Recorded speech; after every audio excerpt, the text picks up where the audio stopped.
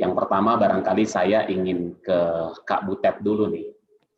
Sehat ya Kak Butet ya? Di Canberra nih Kak Butet sekarang? Iya, iya Mas, di Waduh, Canberra. di Canberra, baik, baik, baik. Ya Kak Butet, nih Ya, saya cukup berbahagia waktu pertama kali tahu salah satu narasumbernya itu adalah Kak Butet. Ini benar ya manggilnya Kak Butet ya, bukan Ibu Butet kan ya? Kayak kurang tepat ya. terserah Mas Tri aja. Ya, Kak Butet lah ya, lebih. Kayaknya juga masih muda banget soalnya dipanggil Ibu, belum nih kayaknya. Nih ya.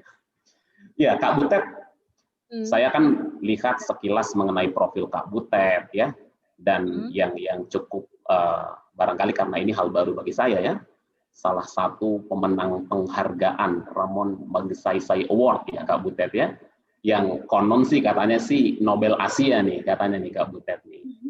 Nah ini kan kalau bicara mengenai Kak Butet nih ya, pasti orang identiknya adalah dengan sekolah rimba yang memang Kak Butet rintis kan sebagai media literasi dan advokasi untuk masyarakat adat atau masyarakat marginal.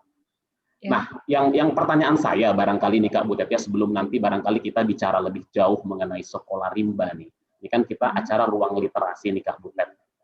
Apa sih sebenarnya pengertian atau definisi literasi itu sendiri menurut seorang Butet Manurung? Barangkali bisa dibagikan perspektifnya Kak Butet. Silahkan Kak Butet. Oke, aku lihat contekan ya. Silakan Kak Butet. Ya, udah bisa kelihatan belum? Sudah Kak Butet. Oke. Jadi, nah, aku sih pengertian literasi mirip dengan pendidikan sebenarnya buat aku ya. Mana nih?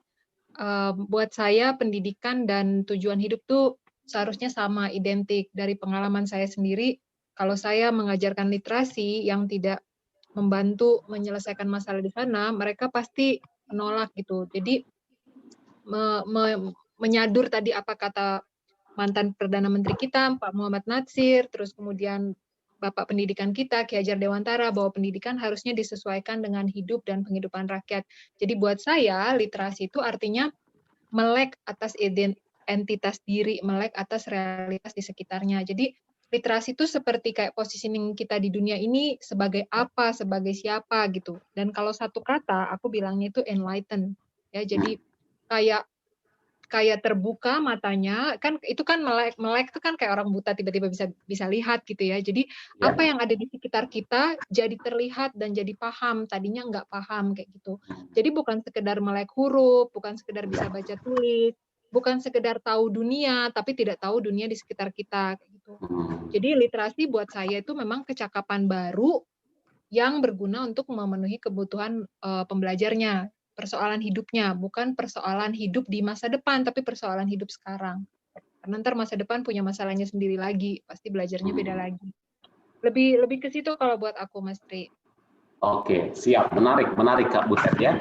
Melek atas keadaan sekitar ya. Enlightenment ya, pencerahan ya. Berarti ada pencerahan lah paling tidak ya Kak Butet ya. Kalau kita bicara mengenai literasi. Nah ini kan menarik ya kan, kalau saya nggak salah ini kan Kak Butet ini kan sebenarnya latar belakangnya kan antropolog dan peneliti kan ya, begitu ya Kak Butet ya.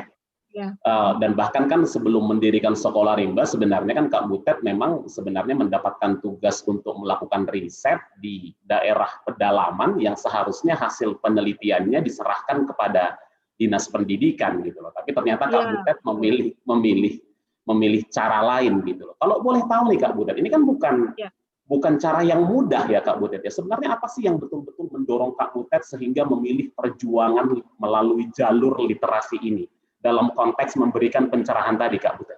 Kira-kira gimana Kak Butet? Yang kenapa aku memilih ini gitu? Betul. Targetnya apa sih Kak Butet sebenarnya nih dengan sekolah rimba ini Kak Butet? Aku tuh melihatnya gini Mas Tri, karena di sana sebetulnya yang lebih banyak belajar tuh saya daripada saya yang mengajarkan gitu. Oh, malah kebalik ya?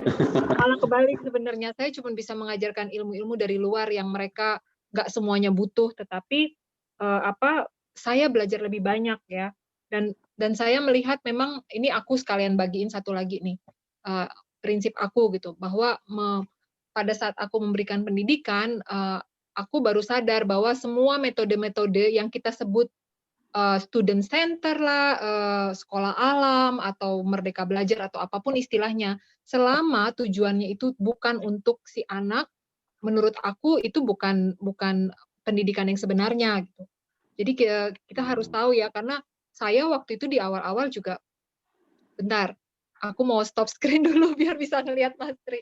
Iya, saya dulu dulu di awal-awal juga berpikirnya begini, aku ingin membuat mereka keluar dari kebodohan, dari kemiskinan, dari ketertinggalan, tetapi karena aku tinggal live in di sana ya dari hari ke hari, aku ikut berburu sama mereka, aku mempelajari bahasanya, aku ikut makan makanannya gitu. Karena penasaran kenapa mereka mau hidup kayak begini ya. Jadi aku pikir ada untungnya kita bertanya-tanya dan tidak so tahu dan adalah rendah hati sedikit supaya bisa mempelajari mereka.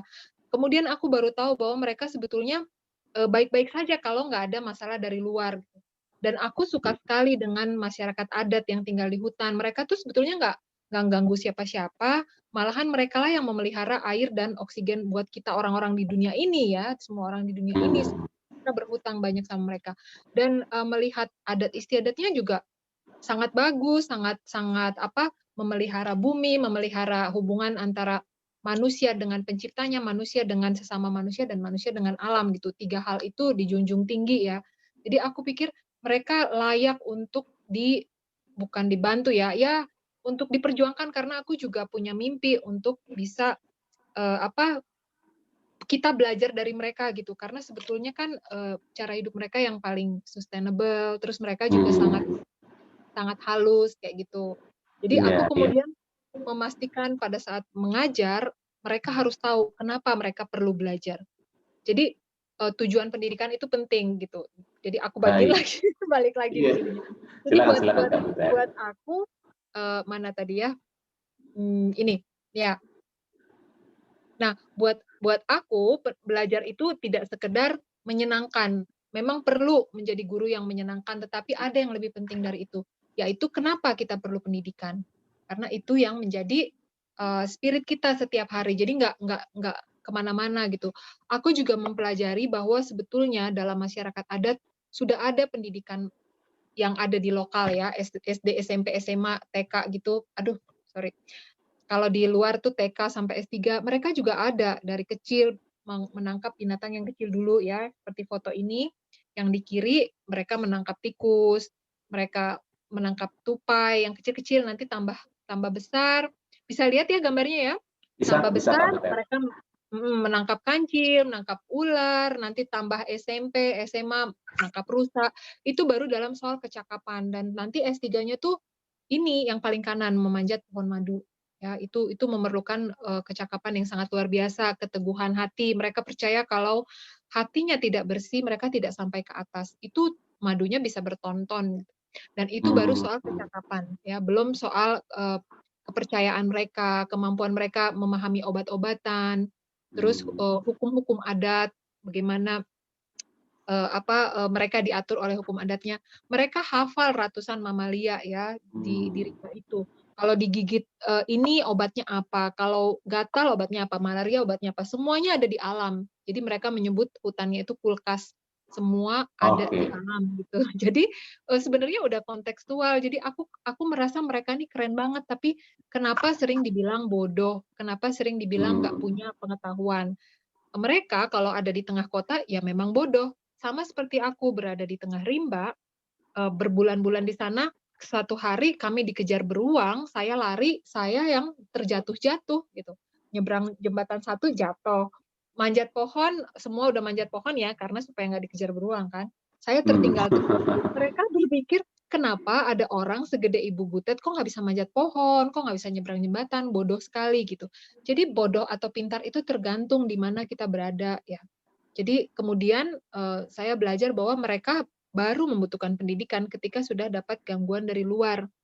Nah, gangguan ini sebetulnya sudah terjadi di mana-mana, semua masyarakat adat, terpelosok manapun, gangguan itu akan datang ke sana ya, karena kita orang luar selalu ingin punya banyak, kayak ekonomi lah gitu, uangnya banyak, kayak gitu. Jadi itu Iya, sih yang bikin aku kenapa baik. senang dan kenapa literasi, itu sih Iya, iya. Mas Rik.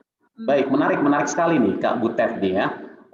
tujuannya harus dipastikan bahwa tujuannya adalah untuk anak dan proses pembelajaran itu tidak sekedar menyenangkan. Cuman saya barangkali mau klarifikasi sedikit nih Kak Butet nih tadi dari statement Kak Butet. Artinya kalau menurut Kak Butet, kalau bicara mengenai anak-anak rimba atau anak pedalaman, sebenarnya mereka sudah punya potensi, sudah punya skill, maka Kak Butet melalui sekolah rimba ini sebenarnya menjadi fasilitator untuk mereka lebih mengenal potensinya dan mengembangkan potensi tersebut. Bisa nggak disimpulkan seperti itu, Kak Butet? Tidak sepenuhnya sih, Mas Tri, sebetulnya. Karena pendidikan dalam konteks mereka itu adalah untuk menjaga hutan dan menjaga adat istiadat. Baik, Kak Butet ya. Oke, berarti artinya ada tujuan lain juga sebenarnya Kak Butet ya, bahwa nilai-nilai adat dan tetap kontekstual tadi juga perlu dipelihara barangkali Kak Butet ya, kalau berbicara mengenai pendidikan bagi anak rimba ini ya Kak Butet ya. Iya, betul. Jadi kalau misalnya kita mau ambil dari kurikulum 2013, aku nggak bilang nggak ada gunanya sama sekali ya, tapi mungkin ada beberapa, tetapi tidak bisa diterapkan bulat-bulat kontennya dan sistemnya ya. Mereka duduk di kursi nggak nyaman gitu. Ya udah, kita belajarnya sambil berburu, sambil jalan. Jadi kontekstual itu juga bukan hanya kontennya, tapi sistem belajarnya juga, tujuannya juga, itu harus dikontekstualkan. Jadi sekolah-sekolah kami di seluruh Indonesia berbeda-beda semua kurikulumnya, karena memang permasalahan yang dihadapi berbeda-beda. Baik. Terima kasih Kak Butet nih. Sama-sama. Barangkali yang terakhir nih Kak Butet ya, kalau barangkali sebelum nanti saya berpindah ke narasumber berikutnya, mungkin bisa sekilas Kak Butet diberikan gambaran kesehariannya seperti apa sih pembelajaran literasi di sekolah rimba itu Kak Butet? Ini kan kita orang-orang yang awam nih Kak Butet ceritanya nih. Iya. Jadi kalau di rimba tuh yang pertama saya ajarin ya, pertamanya tentunya sebelum mengajar saya harus belajar bahasanya dulu. Kemudian saya membaginya ke dalam 16 suku kata. Namanya metode kita tuh silabel. Biasanya selama ini pengalaman kami sudah 20 tahun ini mengajarkan dengan metode itu seorang anak bisa baca dalam 1 minggu ya, 1-2 minggu gitu. Dan kebetulan memang masyarakat adat karena mereka bertradisi tutur, biasanya punya memori yang bagus sehingga kalau belajar huruf tuh cepat sekali. Dalam beberapa jam tuh udah hafal 26 huruf. Dalam paling lama 2 hari ya, karena memang mereka budaya mengingat. Budayanya kan dari mulut ke mulut tradisinya, sama seperti orang buta pendengarannya tajam, maka orang yang bertradisi lisan akan punya daya ingat yang tajam. Jadi aku mengajarkannya lewat itu. Terus kita juga terbiasa kalau saya ngajarin tuh ya di mana aja, mereka tuh kan berpindah-pindah ya, nomaden, peburu tapi berpindah-pindah. Ya aku sambil pindah-pindah juga kayak gitu. Terus waktu saya ngajarin setiap kata ya saya mempelajari juga dunia mereka ya. Jadi itu harus seorang guru, kalau buat saya guru yang baik adalah yang belajar dari muridnya, bukan muridnya yang belajar dari dia. Gurunya dulu yang belajar tentang muridnya, baru muridnya bisa belajar dari dia supaya yang diberikan itu tepat. Jadi misalnya saya mengajar, ini saya mengutip kata-kata Linda Tuhiwa ya, idola saya nih pendidik antropolog. Jadi kalau saat kita menyebutkan kata, dia sebetulnya sedang menyebut realitas dunianya. Jadi misalnya saya kasih tulisan huruf rusa ya, kata rusa, saya suruh baca gitu. RUSASA. Nanti saya tanya, kamu suka makan rusa? Ya suka dong Bu Guru gitu kan. Terus sering nggak makan rusa? Oh sering dulu waktu saya masih kecil, masih umur 3-4 tahun tiap minggu makan rusa. Tapi sekarang tuh mungkin usia 10 tahun gitu ya. Sekali setahun aja belum tentu. Kenapa? Karena hutan kami udah habis, jadi rusanya juga tinggal dikit. Kenapa kamu diam aja hutannya diambil orang? Gitu. Ya karena kami takut gitu. Nanti saya bilang, kamu tahu nggak sebetulnya ada lembaga di luar sana, Departemen Kehutanan, Taman Nasional, ada Walhi, ada lembaga bantuan hukum yang kamu bisa minta tolong untuk minta perlindungan karena ini sebetulnya hutan kamu adalah hak kamu. Kayak gitu. Jadi kemudian akhirnya dibawa masalah ini menjadi kurikulum karena kalau enggak nih Mas Tri, aku pernah dikritik sama kepala suku, Butet kamu bolak-balik ke hutan, muridmu sudah beratus-ratus, tapi tidak ada satupun yang bisa menyetop illegal logging. Untuk apa? Untuk apa kamu punya murid beratus-ratus dan pintar-pintar, kata kamu mereka pintar-pintar, tapi tidak ada satupun dan hutan masih tambah lama tambah habis gitu. Jadi aku dimarahin gitu, aku jadi mikir. Berarti memang benar mereka nggak boleh mempelajari hal yang sia-sia gitu. Nah, Betul, betul. iya kayak gitu. Jadi aku memberikan literasi, melengkapi pengetahuan-pengetahuan yang sudah ada di Rimba. Jadi tentang Baik, dunia luar kayak gitu. baik. Ini keseharian sih beberapa, terus kayak gini ya, menyesuaikan dengan mereka. Biasanya tahapannya itu dari literasi dasar, terus literasi terapan, bagaimana literasi itu diterapkan. Waktu diterapkan ini semua tetua adat juga jadi guru, Mas Tri. Jadi yang jago Oke, berburu mengajari oke, berburu, yang jago oke. pengobatan herbal misalnya akan mengajari itu, yang jago dongeng. Jadi semuanya kita kita undang ya keahlian Terlibat semua ya kita. Kak Butet ya? Terlibat semua, iya. Terus Iya. nanti jadi harus bareng ya, namanya ilmu tentang internal yang ada pengetahuan lokal mereka apa, dan ilmu dari luar yang saya bawa ya, pengetahuan tentang hukum, pengetahuan umum mungkin yang biasa dirumuskan, mereka kan nggak punya rumus tapi mengerti ya, Hmm. fisika-fisika kayak gitu. Tapi saya datang dengan teori dan rumus saya jelaskan gitu, kenapa air tuh menjadi beku atau menjadi mendidih kayak gitu-gitu. Hmm. Dan pengetahuan lain tentang kewarganegaraan. Jadi mereka juga kita ajarin bahwa kamu itu rakyat Indonesia, kita punya presiden, menteri, dan sampai ke lurah kayak gitu. Karena nggak tahu waktu itu, mereka nggak tahu apa itu presiden. Oh gitu Nah, ya Kak Butet.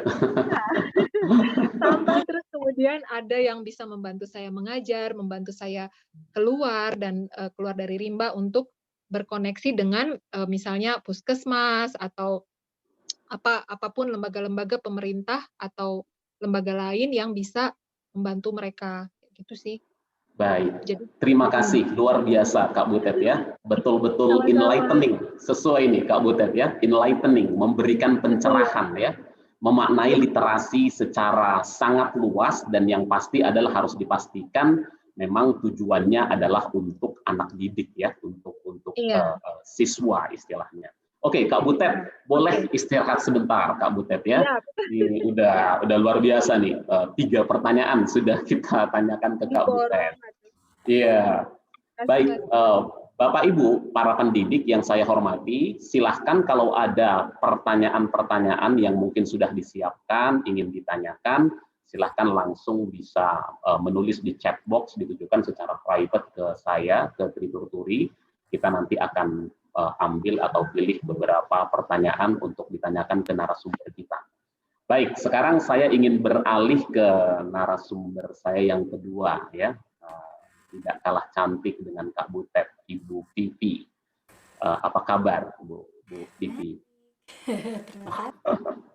Iya, kalau tadi ini sudah tercerahkan nih dengan Kak Butet ya. Kalau Sangat. tadi kalau tadi kan Kak Butet bicara katakanlah sebuah apa ya? Sebuah pembelajaran yang barangkali tidak terikat dengan aturan-aturan formal atas nama kurikulum nih Bu Vivi ini. Iya. Sekarang saya mau coba nih barangkali ke arah yang lebih formal, yang bagaimanapun mau tidak mau gitu terikat dengan yang namanya kurikulum nih ya Bu Vivi ya. Kan kalau Ibu kebetulan dari sebuah institusi pendidikan formal Bina Nusantara, jadi saya rasa mau coba kita juga mendapatkan perspektif dari sisi orang yang berkiprah di bidang pendidikan secara formal. Ya begini Bu Vivi ya, tadi kan kalau bicara mengenai literasi memang kalau sering dapat masukan dari teman-teman nih Bu Vivi ya, kadang-kadang sih ada sebagian, tidak semua nih Bu Vivi, yang masih cenderung menyederhanakan dan pengertian literasi itu ya kemampuan baca tulis. Ada pembelajaran literasi nggak Pak? Oh ada. Apa tuh Pak? Wah, anak saya bisa baca, bisa nulis. Ada kok diajarin baca, diajarin nulis anak didik saya. Itu kan literasi. Iya. Nah, jadi kesannya kayak jadi anak tiri nih Bu Vivi nih. Kayaknya kok hanya sebatas itu. Nah, sekarang saya mau dapat perspektif nih dari Bu Vivi. Bagaimana sebenarnya pandangan Ibu terhadap pandangan sebagian orang, barangkali Ibu, yang masih melihat literasi sebatas kemampuan membaca dan menulis? Silahkan, Bu Vivi. Iya, terima kasih Patri. Saya share screen ya, Silahkan, silahkan Bu, silahkan. poin-poin yang ingin saya angkat. Jadi sebenarnya yaitu kita memang suka terbentur ya, bahkan kami yang dari sekolah formal yang sangat-sangat akademik, kita suka terbentur dengan pemahaman. Jadi pemahaman kita sendiri yang membatasi pembelajaran yang kita adakan. Jadi memang ada pandangan bahwa literasi itu adalah kemampuan membaca, menulis, memahami bacaan, kemudian menanya dan segala dan sejenisnya. Nah, sebenarnya ini bukan pengertian sempit, tapi pengertian dari salah satu aspek saja dari literasi. Ya, nanti saya jelaskan lebih lanjut. Jadi pengertian literasi sebagai kemampuan baca, tulis, memahami dan seterusnya itu adalah pemahaman literasi membaca dan menulis. Sementara literasi itu ada setidaknya yang sekarang digariskan sebagai kompetensi abad 21 ada 6 aspek literasi. Nah, pemahaman literasi yang lebih luas adalah sebenarnya tadi sudah dijelaskan oleh Kak Butet ya. Jadi yang lebih luas itu menyangkut adanya pengetahuan, memiliki pengetahuan tentang suatu bidang dan keterampilan, menyangkut keterampilan. Nah, seperti yang tadi yang sudah diterapkan oleh Kabutet di Sekolah Rimba, yang namanya pengetahuan itu memang untuk membantu menjalani kehidupan, menghadapi hal-hal masalah-masalah yang ada dalam kehidupan. Atau kalau untuk mungkin kita yang sudah terbiasa dengan ya kehidupan yang berbeda ya dengan yang digambarkan oleh Kabutet, misalnya kita mempunyai segala macam kenyamanan dan sebenarnya ya dengan adanya literasi itu sehingga kita bisa menghadapi bukan cuma menghadapi masalah dalam kehidupan tapi juga membuat kita lebih bahagia karena kita saat ada masalah kita tahu apa yang harus dilakukan, yaitu dengan segala macam literasi, keterampilan literasi yang kita miliki itu pada dasarnya. Lalu, nah ini yang saya sebutkan tadi. Jadi dalam garis besar pendidikan abad 21, keterampilan literasi itu ada yang macam ini. Ada keterampilan literasi membaca, menulis itu tadi, lalu ada numerasi, lalu ada literasi sains sebenarnya ya, bukan hanya IPA. Jadi ilmu pengetahuan. Kalau dalam versi bahasa Inggrisnya itu science literacy. Jadi ilmu pengetahuan, keterampilan ilmu pengetahuan, ya ilmu pengetahuan alam, ya ilmu pengetahuan sosial, lalu keterampilan digital, teknologi informasi dan komputer. Ada juga keterampilan finansial, lalu keterampilan budaya dan masyarakat. Nah, ini semua literasi dalam arti luas gitu. Nah, tadi yang disebutkan oleh Kak Butet, jadi literasi itu sendiri sebenarnya ya memang ini semua mencakup semua bidang kehidupan gitu. Jadi perlunya apa nih di kehidupan? Carilah pengetahuannya, carilah keterampilannya yang berhubungan dengan itu sehingga kebutuhan itu dapat terpenuhi. Nah, itu sesungguhnya. Itu Pak Tri. Baik, baik, baik. Terima kasih Bu Pipi. Tadi menarik sekali ya. Jadi kalau bicara mengenai literasi, kita bicara bukan hanya sebatas mendapatkan pengetahuan, tapi bagaimana pengetahuan itu bisa menghasilkan keterampilan untuk memecahkan permasalahan yang mereka hadapi. Kurang lebih seperti itu ya, Bu Pipi. Dan tadi juga menarik sekali karena kalau kita bicara literasi ternyata juga ada yang namanya literasi sains, literasi digital. Jadi sifatnya sangat multidimensi dan tidak boleh dipersempit dari sekedar membaca dan menulis. Luar biasa. Terima kasih Bu Pipi. Nah, sekarang saya mau nanya begini nih Bu Pipi, kan tadi Bu Pipi memperkenalkan diri sebagai koordinator akademik ya untuk pendidikan bahasa Indonesia di Sekolah Bina Nusantara. Nah, kalau menurut pengalaman Ibu selama ini yang sudah berkecimpung di pendidikan formal Ibu ya di sekolah Ibu, kira-kira tantangannya apa sih sebenarnya sih Bu Bibi? Kalau ini kan sebenarnya kan sudah ideal sekali kan kalau melihat dari definisinya Kak Butet, Bu Bibi ini seharusnya kan semua orang sudah sadar nih. Literasi itu sangat penting. Literasi itu bukan hanya sekedar baca tulis gitu loh. Nah, tapi kenyataannya kan masih jauh panggang dari api nih Bu Vivi. Sebenarnya apa sih tantangan terbesar yang menurut Bu Vivi ini akan menjadi kendala yang dihadapi oleh sekolah untuk pengembangan pembelajaran literasi? Mungkin bisa dibagikan pengalamannya Bu Vivi. Iya, baik. Jadi mungkin kalau yang saya lihat di lapangan, setidaknya di lapangan di mana saya berkecimpung ya. Jadi kembali kepada pemahaman tadi, karena pemahaman kita tentang literasi terbatas pada literasi membaca menulis, maka saat kita menyiapkan pembelajaran di sekolah ya terbatas di sana saja. namanya literasi itu adalah membaca, menulis, memahami teks gitu kan. Jadi maka kita ikatkan literasi itu, pembelajaran literasi itu dengan pembelajaran bahasa, ya bahasa Indonesia, bahasa Inggris, bahasa Mandarin. Padahal sesungguhnya literasi itu tidak terikat kepada mata pelajaran. Adalah mencakup semua bidang ya, yang artinya kalau di sekolah ya semua mata pelajaran itu adalah tujuannya adalah membantu siswa untuk menjadi lebih literat gitu kan. Baik. Sebenarnya. Lalu satu itu ya yang mungkin kita harus benar-benar pahami, ubah pemahaman kita bahwa literasi itu lebih luas dari sekedar membaca menulis. Itu pertama, karena kita sebagai pendidik, kita akan menjadi orang yang memfasilitasi, artinya pemahaman kita sendiri harus betul dulu supaya kita bisa menyediakan, memfasilitasi anak didik kita dengan benar, ya kan? Betul. Jadi, pertama pemahaman dulu. Nah, karena pemahaman literasi, jika pemahaman literasi kita sudah lebih luas, kita tahu oke, literasi ini adalah menyangkut pengetahuan dan keterampilan di segala bidang. Maka mengadakan kegiatan belajar yang lebih sesuai. Walaupun saya misalnya guru matematika, saya guru IPS, semua pelajaran itu saya guru PPKN, semua pelajaran ini mengarah kepada literasi, betul. Ya, yang berbeda-beda. Literasi kalau guru matematika berarti numerasi ya. Betul. KN berarti mungkin literasinya dalam bidang sosial budaya, kemasyarakatan gitu ya. Jadi kalau semua guru sudah paham ini, maka dengan sendirinya semua kegiatan pembelajaran itu adalah kan menjadi kegiatan pembelajaran literasi gitu. Lalu mungkin ya sebagai sekolah formal tentu saja kita terikat dengan kurikulum, ya kan? Nah, di kurikulum sendiri walaupun misalnya kurikulum kita sudah menggaris besarkan bahwa ini kita harus mendidik anak supaya menjadi literat. Bahkan udah ada gerakan literasi nasional ya kan.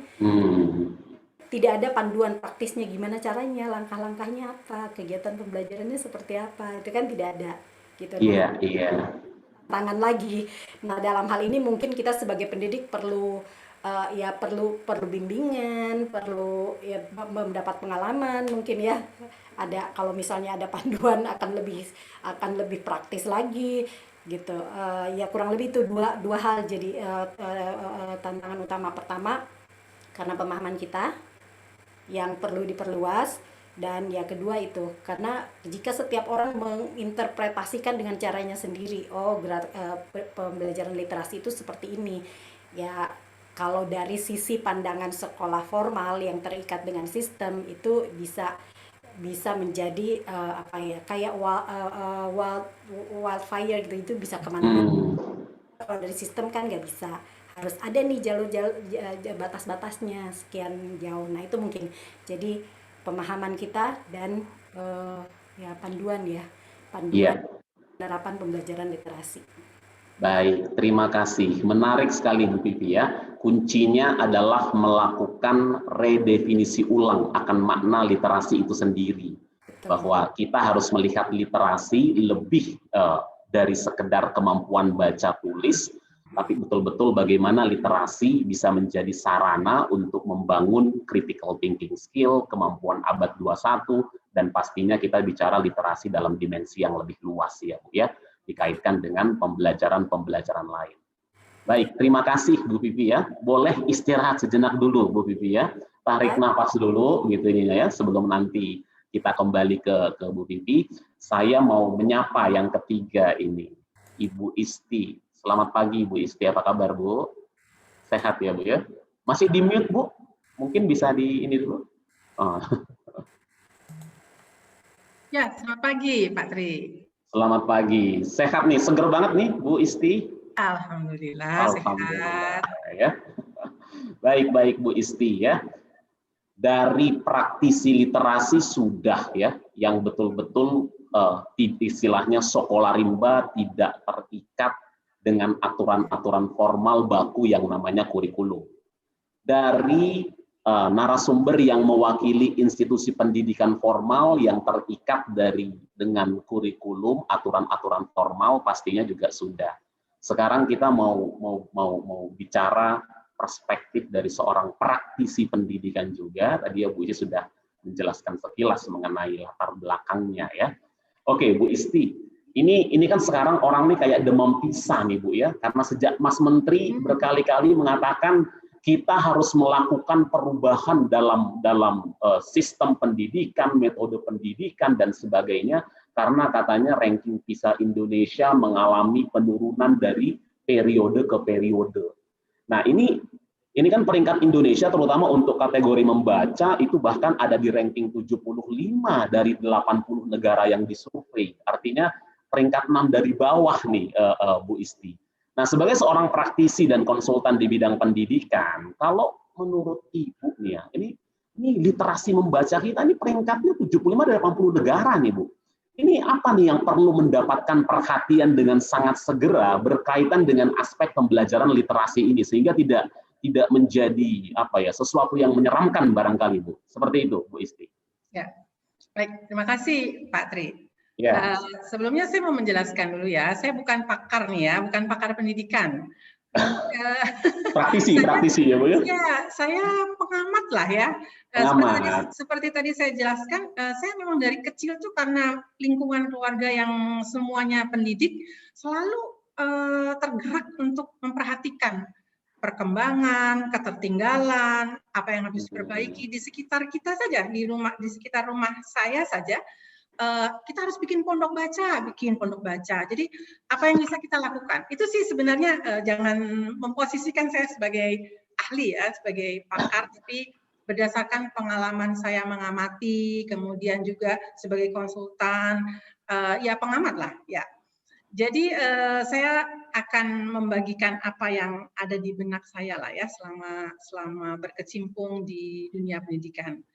Pertama-tama saya mau menggarisbawahi sedikit apa yang sudah dijelaskan oleh Kak Butet maupun Bu Vivi.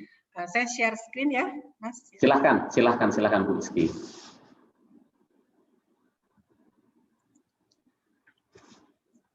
Oke, baik.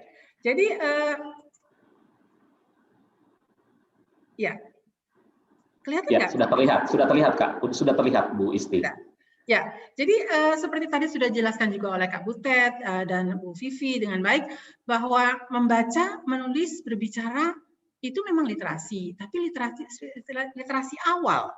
Jadi literasi sendiri sebenarnya lebih luas dari itu, menganalisis informasi, memecahkan masalah dan kaitkan dengan tadi itu kebutuhan masyarakat setempat ya, yang seperti Kak Butet katakan. Jadi sebenarnya definisinya sih sudah ada. Masalahnya tinggal apakah semua pelaku pendidikan, semua yang terlibat dalam pendidikan memahami, atau hanya sepotong, hanya bagian atas saja nih yang membaca, menulis, berbicara aja. Yang di bawahnya menganalisis informasi dan memecahkan masalah untuk kebutuhan masyarakat, justru itu tujuannya. Itu yang seringkali justru terabaikan. Konsentrasinya hanya di atas saja.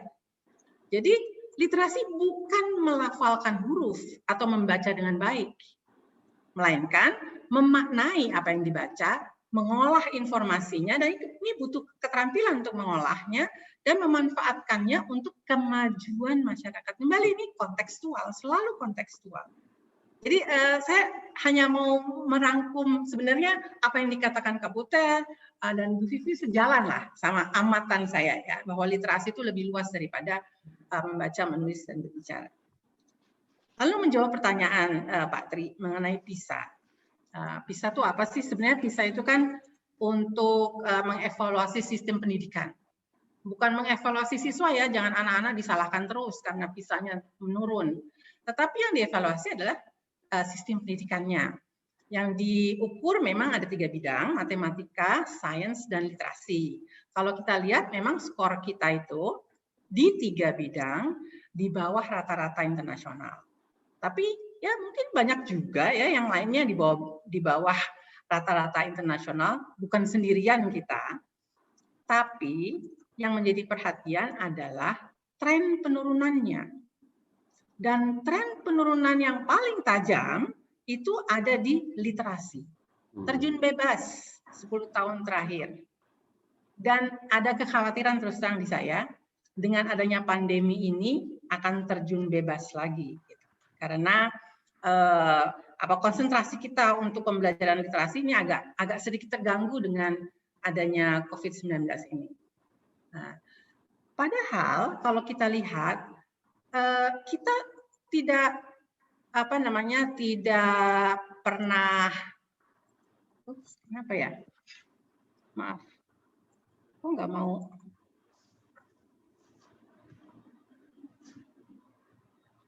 Apa yang saya salah tekan? Terus saja Bu Isti. Terus? Lanjutkan saja Bu Isti. Ya. Jadi kalau kita lihat, maaf ya, agak gaptek nih Pak. 10 tahun terakhir ya, banyak hal yang sudah dilakukan. Angka partisipasi sekolah meningkat. 89,04 di tahun 2019. Artinya apa? Makin banyak anak bersekolah. Ini adalah sebenarnya signal bagus dan usaha pemerintah yang luar biasa. Kemudian tingkat buta huruf menurun tinggal 2,07%. Jadi sebenarnya banyak yang sudah dilakukan. Kurikulum dirubah-rubah terus, diubah-ubah untuk sebenarnya mencoba menyelesaikan masalah ini. 2004, 2006, 2013 terakhir. Tapi kenapa literasi tetap turun? Dan itu sangat-sangat mengganggu saya sebagai pengamat pendidikan ya. Apa yang salah? Upaya pemerintah sudah cukup baik ya. Kemudian kalau kita lihat juga memang sih pengadaan buku misalnya menjadi kritik ya, pengadaan buku yang kurang, akses yang juga terbatas. Tapi pemerintah juga berusaha terus meningkatkan gerakan literasi nasional diupayakan, tapi belum menampakkan hasil. Jadi kembali itu sangat mengganggu. Jadi kalau kita lihat setelah ditelusuri ya masalahnya ada di metode pembelajaran. Katakanlah saya dengan Yayasan Anak Jalanan kami mencoba membuat sanggar belajar di mana-mana. Ada pondok-pondok baca. Tetapi ternyata anak-anak juga tidak naik literasinya karena guru-gurunya, kalau kita bilangnya tutor-tutornya gitu ya, tutor-tutornya di sanggar-sanggar tidak memahami literasi itu apa. Sehingga metode pembelajaran literasinya juga tidak efektif. Jadi secara luas yang harus dibenahi adalah metode pembelajaran literasi. Mulai dari tadi ya yang Bu Vivi katakan, visinya mesti sama dulu nih. Penggiat pendidikan, praktisi pendidikan, guru, kepala sekolah, dan sebagainya sama dulu. Apa itu literasi? Jangan berhenti pada membaca menulis saja. Tapi lebih luas daripada itu. Nah, baru kemudian kita lihat tujuannya apa. Ini juga tadi sudah Kak Butet katakan ini berkaitan dengan tujuan pendidikan. Meningkatkan pengetahuan ya, tapi berpikir kritis pengetahuannya untuk apa? Kalau tidak relevan dengan diri sendiri, anak-anak nggak mau belajar. Kalau what's in it for me, ya buat apa? Jadi harus ada keterkaitan pada dirinya untuk bisa mengambil keputusan, membuat kesimpulan. Nah, lalu kemudian tujuan yang kedua adalah menumbuhkan atau mengembangkan budi pekerti. Dari tadi ya dari budaya lokal, banyak ternyata nilai-nilai budaya yang bisa kita pelajari dari proses pembelajaran literasi. Kira-kira itu sih Mas. Nah, kalau di sekolah memang seperti tadi Bu Vivi katakan agak dibatasi oleh sistem. Pembelajaran literasi di sekolah mau tidak mau harus terprogram dalam desain instruksional. Tapi tetap harus juga akhirnya tujuannya adalah menciptakan perubahan secara terus-menerus dalam pemikiran dan perilaku sehari-hari. Jadi tidak terbatas di kelas, memang terprogram dalam desain instruksional di dalam kelas untuk memastikan guru bisa menciptakan ini proses interaksi belajar yang efektif. Tapi kemudian nggak berhenti di situ. Guru juga harus membuat anak berubah. Kemudian bisa mengimplementasikannya dalam kehidupan sehari-hari. Kira-kira gitu sih. Mas, menarik sekali ya. Iya. Terima kasih Bu Isti ya. Pandangan dari seorang pemerhati pendidikan ya. Cukup menarik. Tadi saya paling tergugah waktu Bu Isti menampilkan fakta bahwa tingkat buta huruf kita sebenarnya sudah hampir 0% sebenarnya ya Bu ya, terus menurun. Tapi yang menjadi pertanyaan, kenapa skor literasi kita di Indonesia dengan menggunakan standar pengukuran internasional ternyata konsisten mengalami penurunan, terutama kalau bicara literasi itu agak takut juga tuh Bu ya, karena menurunnya agak tajam gitu loh, Bu Isti ya. Nah, kan begini Bu Isti ya, kalau dalam bayangan saya seperti juga tadi sudah disampaikan oleh Bu Vivi sebenarnya kan, karena kan literasi itu kan juga ada kaitannya dengan pengembangan kecakapan untuk menghadapi abad 21. Artinya kan literasi itu mau tidak mau kan dikaitkan dengan kreativitas dan kemampuan berpikir kritis anak. Nah, bagaimana sebenarnya Ibu melihat nih hubungan pembelajaran literasi dengan pengembangan daya nalar, pengembangan critical thinking skill, misalnya dari si anak didik? Kira-kira bisa dijelaskan nggak Bu hubungan yang lebih mudah untuk bisa dipahami dan dilihat hubungan sebab akibatnya? Ya, ya Pak Tri. Sebelum menjawab ya, saya sebenarnya agak alergi loh dengan kata-kata kompetensi abad 21. Oh gitu ya Bu ya, kenapa tuh Bu? Mungkin Kak Butet juga bisa melihat bahwa critical thinking, creativity, collaboration, communication itu ada di sekolah rimba. Anak-anak juga belajar semua itu gitu. Tapi mungkin tidak harus di-package dengan kompetensi abad 21, tapi sebenarnya itu keseharian yang survival ya, termasuk survival skill gitu. Yang memang harus dikuatkan untuk survive di abad 21. Tapi sebenarnya itu bukan sesuatu yang baru, tetapi memang perlu dijadikan perhatian gitu. Yang mungkin sekarang ini agak terabaikan karena semuanya mata ajaran sendiri-sendiri. Sementara yang skill-skill seperti itu sebenarnya adalah skill yang across mata ajaran ya. Ya, oke.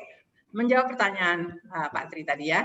Jadi kalau pembelajaran literasi kan pasti mencakup dua unsur lah ya, metodenya dan medianya.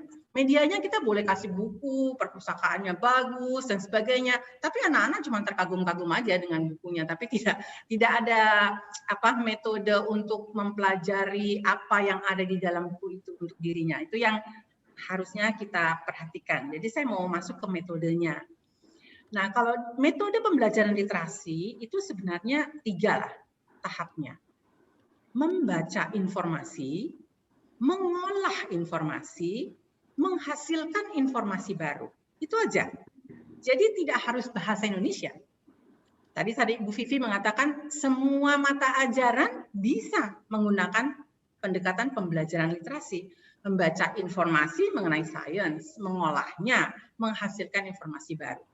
Memang di bawahnya ada rinciannya, menyimak, membaca, mengamati, bisa dikaitkan dengan keterampilan berbahasa, yaitu misalnya membaca, mengamati, kemudian mengolah informasi juga ada, unsur keterampilan bahasanya ada di dalamnya. Nah, kalau dikaitkan dengan kurikulum 2013 yang katanya menggunakan scientific method, ada mengamati, menanya, gitu kan ya, menalar, kemudian mengkomunikasikan, ada juga. Nah, sebenarnya selama dalam proses pembelajaran literasi itu difahami kaitannya yang erat, maka sebenarnya seharusnya proses ini bisa kita monitor dengan baik sampai anak menghasilkan informasi baru berdasarkan pemikirannya. Nah, kaitannya dengan critical thinking dan creativity tadi, di dalam mengolah informasi inilah kita butuhkan berpikir kritis. Di saat menghasilkan informasi baru dibutuhkan creativity. Pada waktu berpikir kritis kita butuh diskusi dengan orang, membuka wawasan, kita berkolaborasi. Pada saat kita sudah menemukan informasi barunya, kita mau komunikasikannya dengan cara apa? Mau dengan cara tulisan, puisi, project, atau lukisan, itu semua adalah komunikasi. Jadi yang 4 ini, yang katanya adalah kompetensi baru, sebenarnya bukan baru ya, kompetensi abad 21, itu sebenarnya sudah ada di dalam proses pembelajaran literasi. Hanya kita mungkin nanti pada waktu mau mengajarkan bagian olah informasi dan menghasilkan informasi baru ini yang jauh lebih penting daripada hanya sampai di batas membaca informasi, membaca menulis, membaca informasi saja. Paham? Kira-kira begitu, Mas, kaitannya critical thinking dan creativity dalam proses pembelajaran literasi itu sangat melekat. Baik, baik. Terima kasih banyak ya, Bu Isti. Pencerahannya memang menarik ya, Bu ya. Karena orang kebanyakan hanya bisa membaca informasi, tapi karena tidak bisa mengolah, sehingga akhirnya mudah termakan hoax ya, Bu ya. Tidak bisa membedakan mana fakta, mana opini. Semua dianggap sebagai sebuah kebenaran. Padahal itu hanya opini orang per orang, akhirnya terjerumus ke dalam hoax-hoax tadi ya, Bu ya. Ya, menarik sekali nih, Bu Isti. Ya, Bapak Ibu para pendidik yang saya hormati, menarik sekali kita sudah mendapatkan perspektif yang luar biasa mencerahkan dari 3 narasumber kita tadi, dari Kak Butet, dari Bu Vivi, dari Bu Isti, dan saya sudah mendapatkan banyak sekali pertanyaan sebenarnya yang masuk ke chat box saya secara private. Cuma memang mohon maaf mungkin nanti tidak bisa kita tanyakan seluruh pertanyaan, karena kalau kita tanyakan ini bisa bubar jam 5 sore nih nanti nih Bu Isti ini ya. Jadi kemungkinan besar nanti akan kita pilih beberapa pertanyaan, dan tentunya nanti yang belum sempat terjawab nanti akan kami jawab dalam kesempatan berikutnya. Iya. Saya mau balik ke Kak Butet dulu nih. Ini Kak Butet masih Ya. ini ya Kak Butet ya, masih bergabung bersama kami ya Kak Butet ya.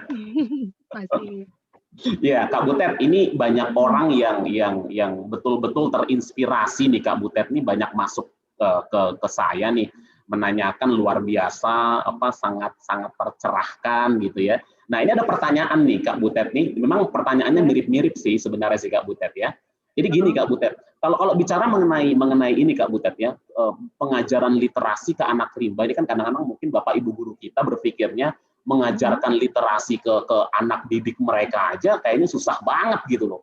Nah ini kalau misalnya katakanlah ke anak rimba seperti ini, kira-kira tuh kesulitan terbesarnya tuh apa sih Kak Butet? Kalau bicara mengenai konteks pengajaran literasi ke anak rimba ini, dan kira-kira solusinya seperti apa? Ini pertanyaan dari beberapa peserta yang langsung mengajukan melalui chatbox saya nih Kak Butet. Mungkin bisa dibantu untuk dijawab Kak Butet.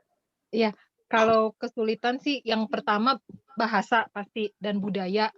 Jadi kadang-kadang kita mengajarkan sesuatu tetapi mereka sudah punya pengetahuan yang seperti itu tetapi berlawanan gitu. Misalnya aku cerita bahwa matahari pusat tata surya, bumi mengelilingi matahari. Dia bilang nggak begitu menurut nenek moyang kami. Matahari yang mengelilingi bumi, kan tadinya terbit di situ, tenggelamnya di situ. Berarti kan matahari yang bergerak. Yang kayak gitu-gitu loh. Ntar aku ceritain kenapa kita nggak bisa lihat laut ujungnya karena bumi ini bulat. Iya loh, bertengkar lagi. Jadi yang kayak gitu itu agak-agak sulit, sedikit agak sulit. Tapi kemudian aku berpikir ada beberapa pengetahuan yang kita bisa ajak berdebat, ada beberapa yang kita hanya harus respect gitu, nggak perlu diperdebatkan kayak gitu. Jadi itulah pilah-pilah di situ ya. Misalnya kepercayaan-kepercayaan, misalnya kalau ada bunyi burung ini maka ada orang yang meninggal misalnya. Ya udah aku nggak mau debatin itu. Jadi ya itu kepercayaan di situ gitu ya. Kita harus respect. Jadi itu bagaimana memilah antara menghargai kebudayaannya atau kita harus mengajarkan sesuatu yang berbeda gitu. Terus juga bahasanya, terus adat istiadat. Di rimba itu kalau laki-laki dengan perempuan nggak boleh ngobrol berdua aja, atau laki-laki tidak boleh menatap perempuan kayak gitu. Jadi murid-murid saya kalau dari kecil udah bareng saya nggak apa-apa, tapi kalau ada murid saya agak dewasa, dia nggak berani menatap saya, jadi susah ngajarnya. Dia takut didenda. Jadi kalau laki-laki nggak boleh menatap perempuan, perempuan boleh menatap laki-laki.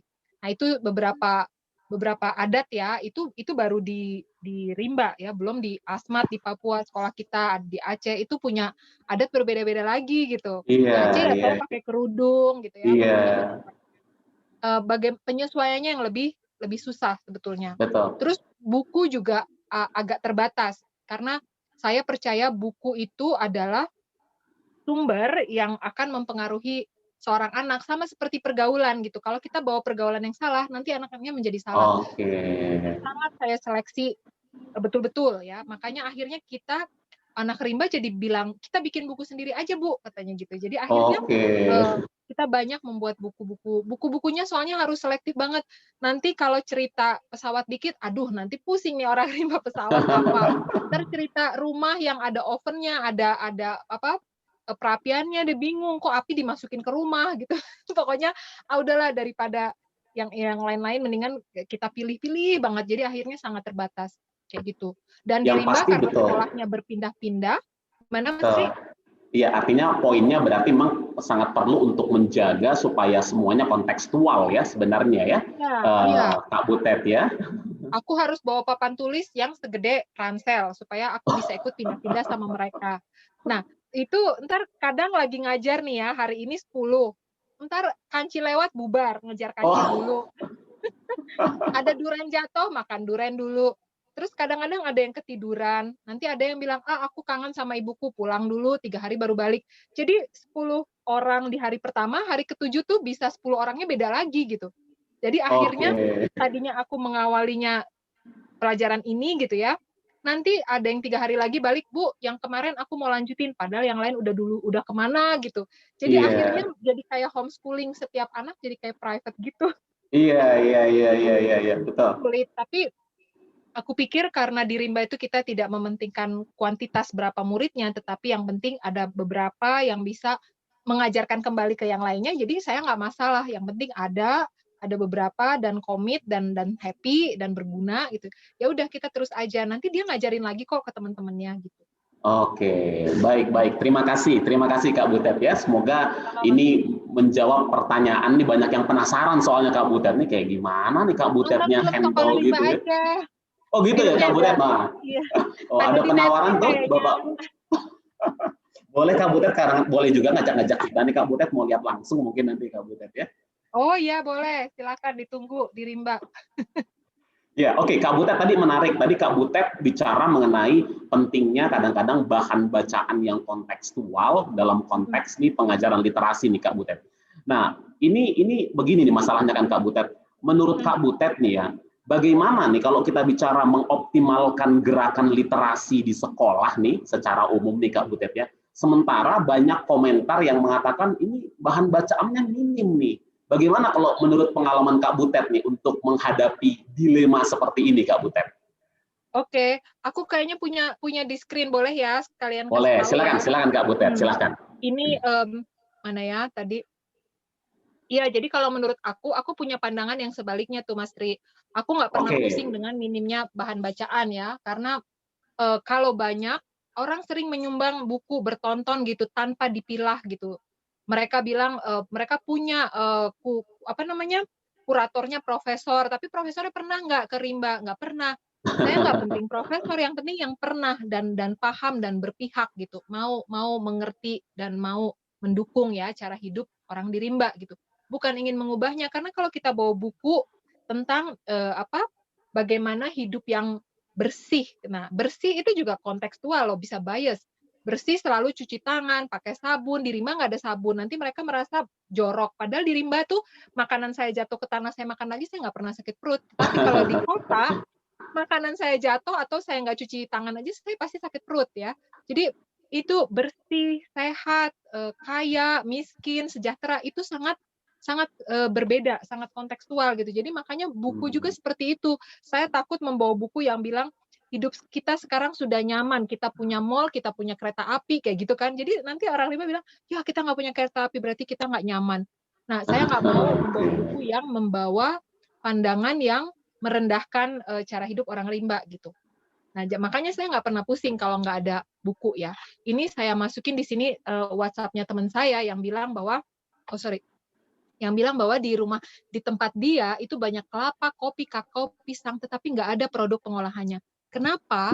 Karena program literasi ini penggerak literasi di Flores ya, sangat terkenal Bung Maksi ini. Karena buku-buku yang disumbangin dari Jakarta, dari mana-mana sampai 5 ton itu, nggak ada yang bicara kopi, kakao, pisang. Karena yang nerbitin kan Jakarta, mereka nggak tahu apa-apa soal itu. Tapi pasti ada dong buku tentang kopi kakao, kenapa nggak itu aja yang dikirim? 10 buku tetapi bermanfaat lebih penting daripada bertonton gitu. Akhirnya ntar jadi apa? Jadi anak-anak jadi mengasihani dirinya sendiri. Oh, aku nggak ada komputer, aku nggak ada listrik, kayak gitu. Jadinya malah nggak efektif kayak gitu. Jadi buat saya literasi itu tentang kualitas, bukan berapa yang dibaca. Buat apa dibilangkan buku untuk apa? Buku adalah jendela dunia gitu ya. Buat apa mengenal dunia kalau kita semakin jauh dengan realitas di sekitar kita, kita semakin asing dengan diri sendiri gitu. Makanya kalau aku nggak masalah kayak gitu. Kalau kurang buku ya bikin buku aja sendiri kayak gitu. Terus juga ini yang kedua ya, anak itu dengan membaca juga tidak hanya mengasah kognisinya aja gitu atau apanya yang lain, tapi perlu juga afeksi gitu. Jadi buat apa misalnya tahu jarak planet tapi tidak tahu rumah teman sekelasnya di mana, kenapa dia nggak masuk hari ini, apakah sakit, apa-apa. Harus ada kepedulian itu gitu, dan kita tidak bisa mengkhotbahkan kepedulian kalau kitanya sendiri nggak peduli sama murid-murid kita. Sebetulnya nggak perlu diomongin ya, tunjukkan saja gitu. Kita suruh anak-anak baca, kalau gurunya nggak suka baca, ya nggak bakalan. Itu tidak, anak-anak tuh instingnya kuat ya, dia masih sangat dekat dengan alam. Jadi apapun yang dikatakan guru, kalau itu tidak tercermin, itu keluar lagi. Kalau gurunya suka baca, akan menarik dia cara menceritakan buku. Kalau gurunya peduli dengan muridnya yang sakit atau yang berkebutuhan khusus, maka teman-temannya pun akan peduli dengan anak itu kayak gitu. Ya, jadi menurut saya literasi harus mempersempit jarak antara manusia dengan realitas sekitarnya. Jadi saya nggak pernah pusing tuh Mas Tri dengan buku yang minim itu. Iya, menarik sekali Kak Butet ya. Mempersempit jarak ya, istilahnya jangan sampai menjauhkan siswa justru dari realitas kehidupan mereka sehari-hari. Kembali kepada makna literasi itu harus mencerahkan ya Kak Butet ya. Oke, baik Kak Butet. Nah, ini kembali lagi nih. Ini sekarang saya mau bertanya ke Bu Vivi barangkali ya. Ini menarik nih kan ya Bu Vivi nih, kalau kita bicara sekali lagi mengenai literasi. Tadi Kak Butet betul-betul membuat poin yang sangat penting kalau kita bicara mengenai kontekstualitas ya. Harus kontekstual, jangan sampai menjauhkan anak didik dari realitas. Tapi yang sering nih kita dengar nih, Bu Vivi ini kan sebagai praktisi langsung di sekolah ya. Jadi kalau bicara mengenai literasi bahasa Indonesia, itu di dalam mindsetnya kebanyakan tenaga pendidik kita kan, KIKD-nya aja lah kita lihat lah. Ya kalau ngomong literasi, coba KIKD bahasa Indonesia itu apa sih sebenarnya? Udah cukup itu aja gitu loh. Nah ini gimana nih Bu Vivi nih, sebagai orang yang berkecimpung di sekolah nih, apa Ibu seperti itu juga apa gimana nih Bu? Menghadapi gap-nya nih Bu nih, kan harus kontekstual nih, bukan masalah cuma pemenuhan aspek kurikulum gitu loh. Gimana kira-kira Bu Vivi? Baik, jadi ini ceritanya sebenarnya sangat panjang, karena menurut saya pertanyaan ini adalah sebenarnya ya akar permasalahan yang sekarang dihadapi para pendidik ya. Di satu sisi kita adalah bagian dari sistem, harus mengikuti suatu struktur tertentu, tapi di sisi lain yaitu ada tuntutan untuk menyesuaikan pendidikan dengan konteks, menyesuaikan pendidikan dengan kebutuhan sehari-hari, perkembangan zaman. Nah, tapi sebenarnya ya ini perubahan kurikulum sendiri, kembali ke kurikulum ya, karena kita berbicara sistem. Kurikulum itu sebenarnya sudah mulai mengarah ke sana. Ya kayak misalnya K13 dengan pendekatan tematik, itu kan sebenarnya gabungkan tuh segala macam beberapa mata pelajaran disatukan, tidak lagi diajarkan secara terpisah, misalnya PPKN sendiri, bahasa Indonesia sendiri, enggak, tapi disatukan, makanya gurunya juga satu. Itu kan sebenarnya usaha untuk membawa literasi kepada pengertian yang lebih luas. Nah, soal KIKD ini yaitu cerita yang panjang. Saya ingin membagikan ini sebenarnya sesuatu yang saya temukan dari websitenya Kemdikbud. Ini sederhana dan informasinya sendiri sebenarnya tidak terlalu banyak, tapi menurut saya cukup kembali mencerahkan buat saya sebagai pendidik. Dan saya sebagai pendidik sebenarnya dalam waktu yang cukup lama itu terjebak pada ya ini melihat KIKD itu sebagai pagar gitu yang membatasi kegiatan pembelajaran yang saya siapkan untuk anak didik saya. sebenarnya tidak demikian. Jadi ini coba saya share screen sebentar. Nah, ini yang ingin saya bagikan. Ini membuat saya pribadi sangat mencerahkan. Sederhana tapi mencerahkan. Misalnya ini salah satu dari keenam aspek literasi ya. Nah, salah satu aspek literasi adalah literasi sains kan. Nah, kalau kita melihat ke KIKD sendiri, maka kita akan mengajarkan ilmu pengetahuan alam terpisah dari ilmu pengetahuan sosial misalnya gitu. Tapi sebenarnya kalau dari literasi sains itu ya ilmu pengetahuan, dan yang paling penting untuk kita pahami yang pertama ini nih bagian atas nih ya. Yang dimaksud oleh dengan literasi sains itu apa? Itu kan tadi saya sudah sebutkan, itu masalah mendasar kita, pemahaman kita, dan kemudian cara pandang kita. Mengapa saya? Nah, dari sini kalau kita sudah paham dua hal ini, pengertian kita tentang literasi sudah benar, lalu kita sudah juga memahami arti pentingnya si literasi ini, maka dengan sendirinya kita akan bisa menemukan gimana caranya nih. Jadi kayak KIKD itu kayak bagaimana mencapai tujuan dan tujuan dari literasi itu, tapi dalam skop yang lebih kecil. Karena kan kalau kita terbatas dengan waktu kan, terbatas dengan ruang kalau di sekolah formal ya, terbatas ruang, terbatas waktu, dan tentu saja ya ada keterbatasan dari segi pendidiknya, lalu dari segi anak didiknya kan. Nah, makanya ya betul harus kontekstual. Pahami tujuannya, mengapa penting literasi itu, baru kemudian kita masukkan si KIKD-nya ini bagaimana caranya mencapai, supaya tapi bagaimana kita memberikan anak-anak, membekali anak-anak dengan kompetensi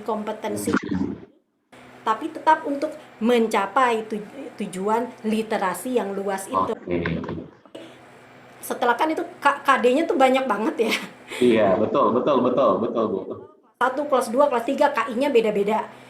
Lalu masing-masing mata pelajaran punya KD yang berbeda-beda. Nah, sebenarnya saat nanti mereka lulus SD disatukan semua KIKD itu, maka mereka sudah mempunyai semua literasi yang diperlukan kembali untuk menjalani kehidupan mereka. Literasi membaca tulisnya ada, numerasinya ada, literasi sainsnya ada, semua literasi sudah kemudian tercapai gitu. Lalu, nah ini mungkin kalau misalnya nanti teman-teman ingin mendapatkan ini dari websitenya Kemdikbud, saya sudah masukkan di dalam salah satu slide saya linknya untuk membuka infografik Kemdikbud ini. Lalu sebenarnya dari Kemdikbud sendiri sudah menyediakan nih contohnya kalau di sekolah kegiatan literasi sains itu seperti apa sih nih.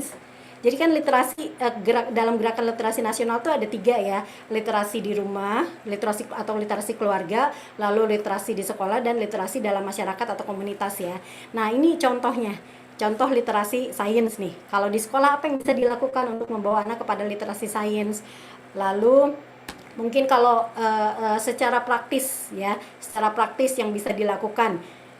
Kalau tadi kan contoh ada beberapa, nah ini secara praktis yang bisa dilakukan, misalnya ini baik dalam literasi keluarga maupun dalam literasi sekolah, dalam literasi masyarakat bisa dilakukan dalam rangka ya mengembangkan literasi di dalam konteks keluarga, sekolah maupun masyarakat. Misalnya sesederhana baca cerita yang sedih.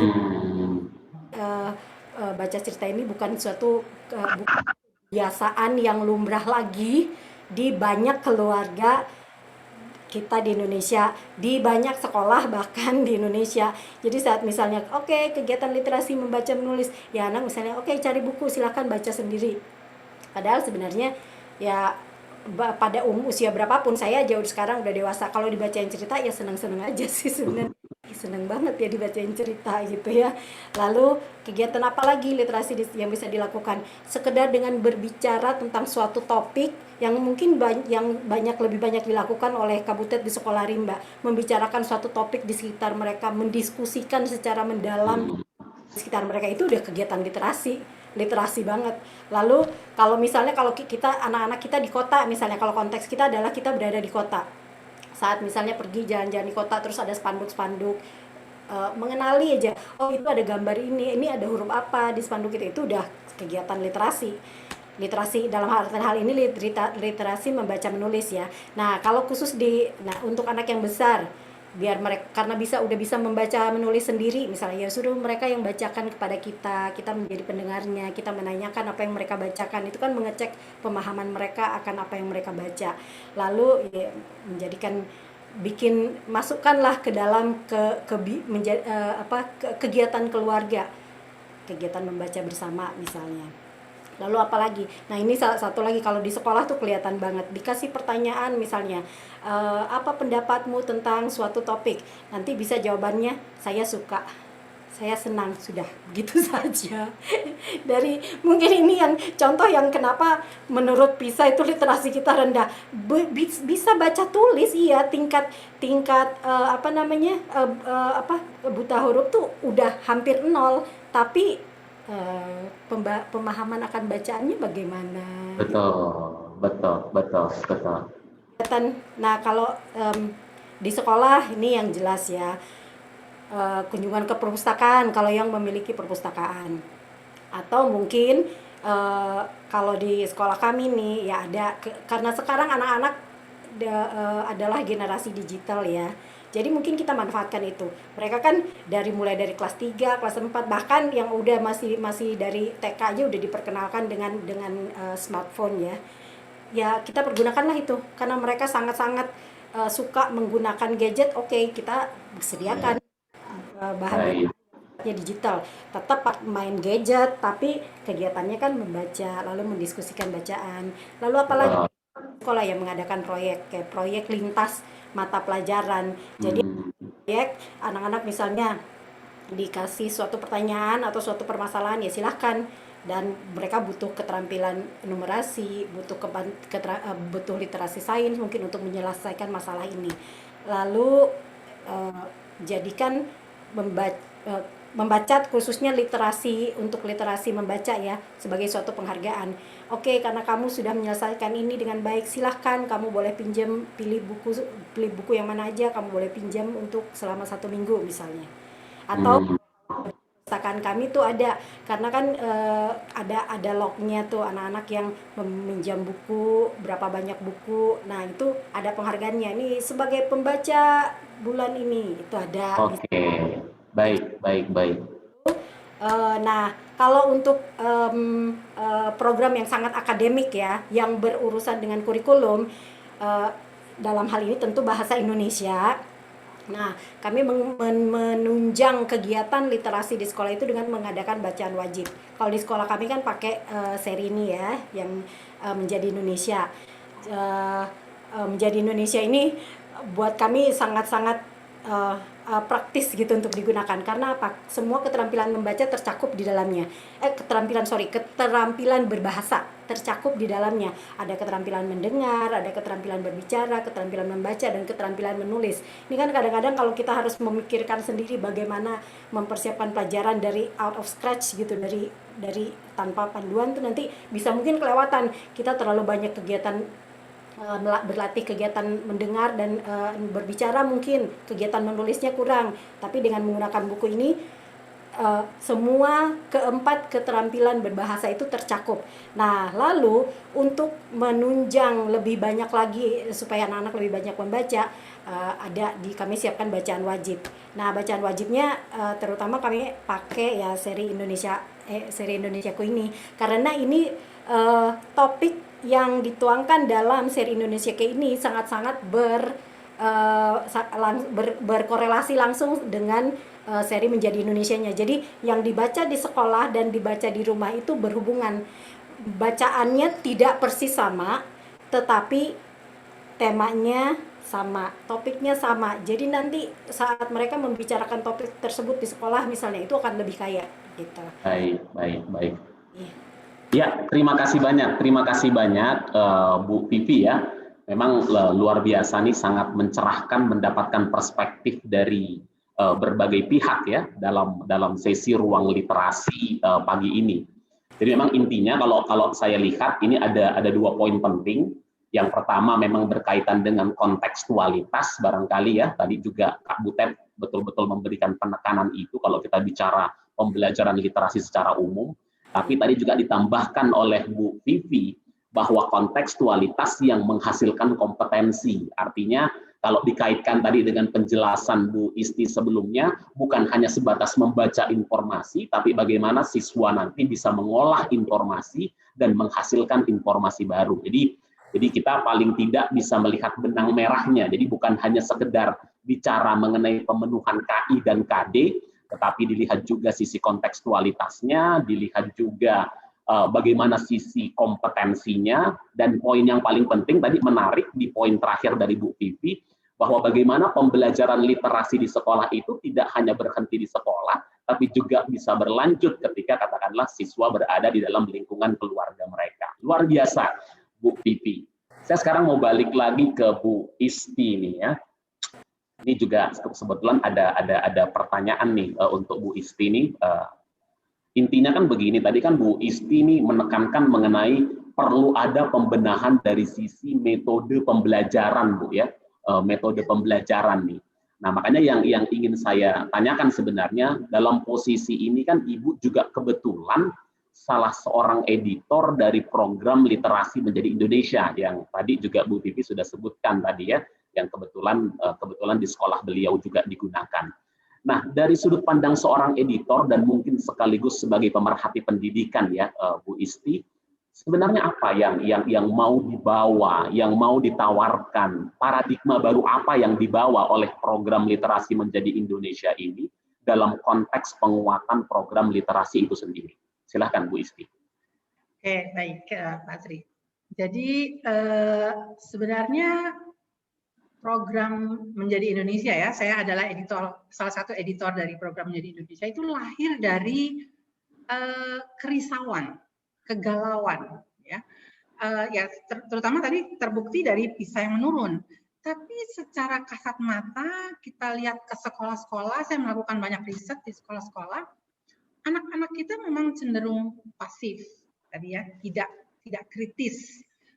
Tidak mau bertanya, jadi hanya menerima, ditanya paham. Bagian mana yang paham? Semuanya. Gak bisa mengungkapkan dengan baik apa yang dipikirkannya. Jadi tadi seperti Bu Vivi mengatakan, misalnya ditanya sudah mengerti? Sudah. Cukup. Suka. Tidak ada penjelasan, tidak bisa menerjemahkan itu. Dan terus terang kami di tim merasa sangat galau bahwa ada hal yang putus dari tadi ya, pemahaman informasi sampai menjadi sesuatu yang dia bisa utarakan sesuai dengan nalarnya. Itu kayaknya di kebanyakan anak-anak sekolah kita itu tidak memiliki keterampilan itu. Dan itu adalah inti dari literasi. Literasi apapun pasti mulainya dari literasi bahasa, literasi membaca dan menulis. Kalau itu tidak dikuasai, literasi yang lain akan sulit. Literasi digital pun tetap harus bisa membaca dan memahami informasi dalam gawai kita. Jadi kita mulai dengan harus ada sesuatu yang kita lakukan dalam pembelajaran bahasa Indonesia. Kita harus menawarkan program bahasa Indonesia yang bisa menjawab itu hal-hal yang tadi saya utarakan. Nah, beberapa hal yang kami temui, saya akan share slide.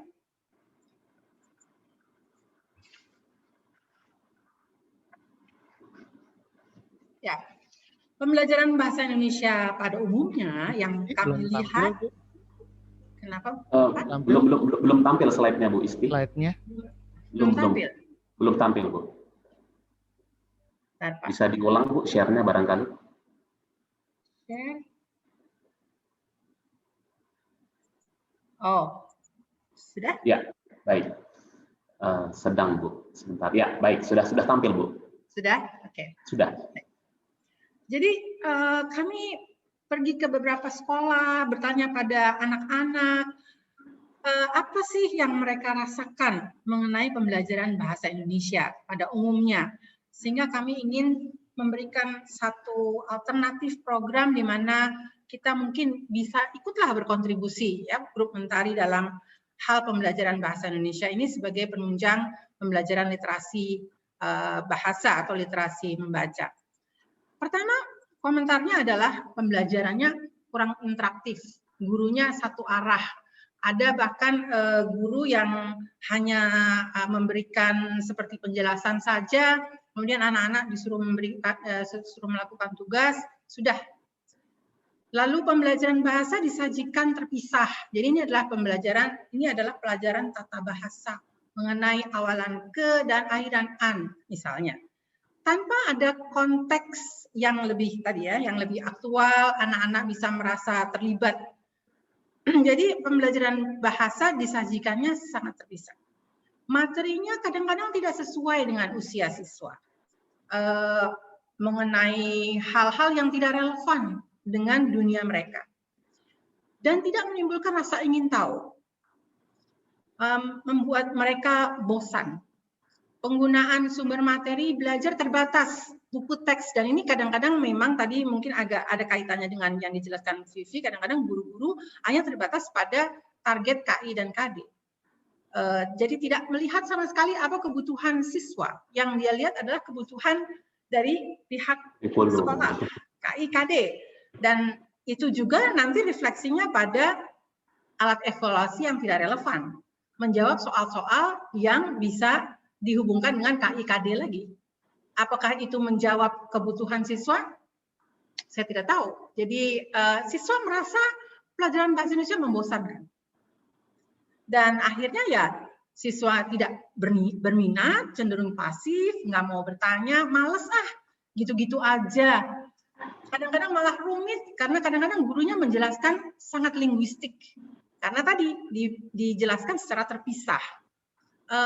Males membuat soal-soalnya, bosan, lalu juga tidak mau mengevaluasi.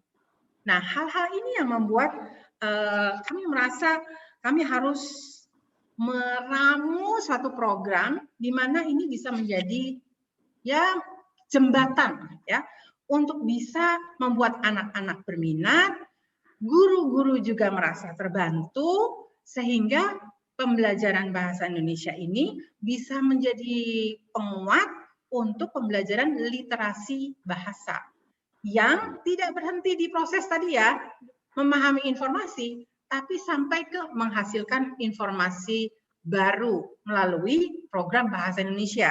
Jadi ada dua, kami ingin proses berpikir literasinya terbangun, tapi penguasaan bahasa Indonesia sebagai sarana bisa mengkomunikasikan apa yang ada dalam pikiran anak-anak ini juga bisa meningkat.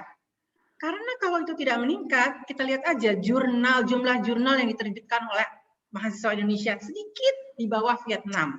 Buku-buku yang diterbitkan oleh penulis-penulis Indonesia jauh tertinggal dibandingkan dengan bangsa-bangsa lain. Jadi kebiasaan keterampilan untuk bisa menuangkan pikirannya itu belum terbuka. Nah, itu yang membuat kami di tim editor akhirnya meramu menjadi program pembelajaran bahasa Indonesia yang kami beri judul Menjadi Indonesia. Intinya kami tetap menggunakan metode pembelajaran literasi karena kami melihat justru proses berpikirnya ini yang harus dibenahi. Ditambah tentu dikuatkan dengan keterampilan berbahasa. Lalu juga tadi menyiapkan kompetensi abad 21 yang saya katakan sebenarnya sudah ada di dalam proses pembelajaran literasi. Cuman kita kuatkan saja karena memang kalau untuk anak-anak yang akan kebanyakan kan anak-anak juga sekarang sudah bercita-cita sekolah di luar negeri dan sebagainya, maka kita juga mau setara dengan mereka. Jadi kita menyiapkan juga.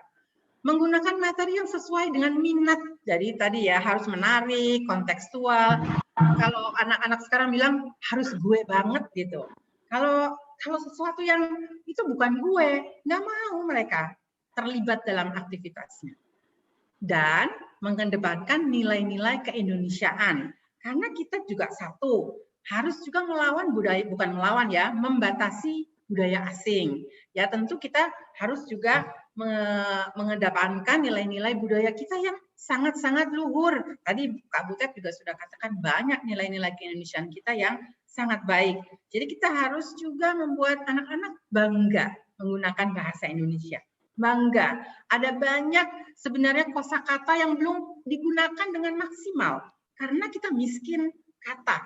Mengungkapkannya itu miskin. Karena juga kita tidak membaca dengan baik. Kalau kita bisa membaca dengan baik, mencernanya, kita bisa mengungkapkan dengan pilihan kata yang luar biasa. Dan itu akan menjawab kesenjangan yang ya kami rasakan. Ya, dan mendorong anak untuk menerapkan pembelajarannya di kehidupan sehari-harinya. Nah, dari situ kita coba ramu. Nah, ini contoh aja. Jadi misalnya di kelas 2. Di kelas 2 itu kita mulai dengan memahami informasi. Ada mendengarkan, mengamati gambar, mengenal pantun, dan hal ini pantun, memahami informasi. Apa saja untuk bisa anak-anak memahami informasi? Latihannya banyak, beragam. Kami gali semua aspek untuk memahami informasi. Kedua, kemudian mengolah informasi. Ini juga caranya bisa dengan mengklasifikasi, mendiskusikan, mencoba pantunnya, membaca dengan baik, membandingkan dengan jenis-jenis pantun lain. Ini juga harus kritikal. Jadi harus kritis, apakah pantun ini yang terbaik, apa tidak ada pantun lain? Siapa lagi ya yang bikin pantun? Apakah pantun ini spesifik Indonesia? Banyak hal harus diolah.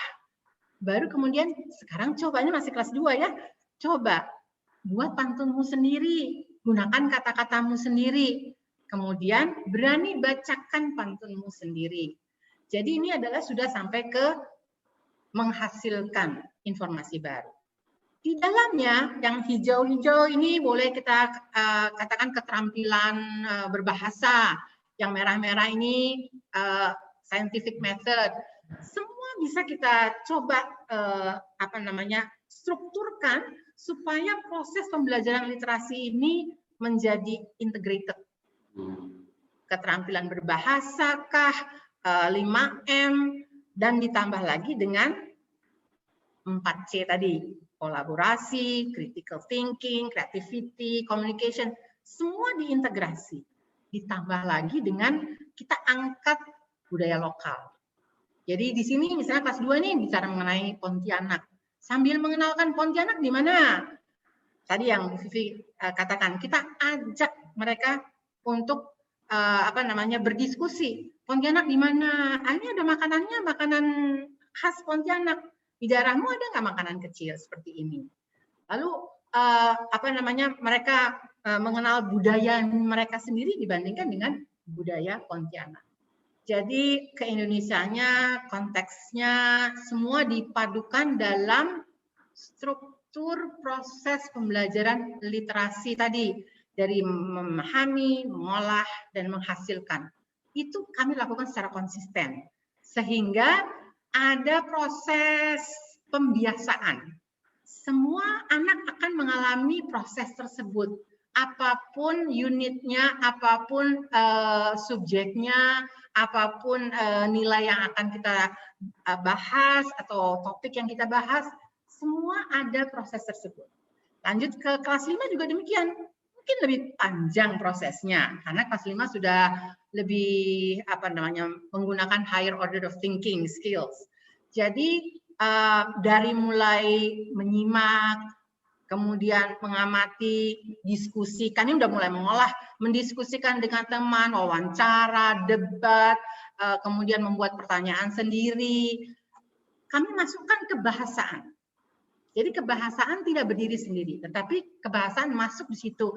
Di dalam bacaannya sudah kita masukkan, lalu kita diskusikan, lalu pada waktu mereka menghasilkan sesuatu, tulisan, mereka menggunakan kebahasaannya. Jadi langsung dikritisi, kenapa Bu majemuk itu ada tingkatnya? Misalnya kalimat majemuk ada tingkatnya, ada yang sama setara, ada yang bertingkat. Kita jelaskan, kita berikan contohnya tadi loh waktu kita baca, lalu coba hasilkan.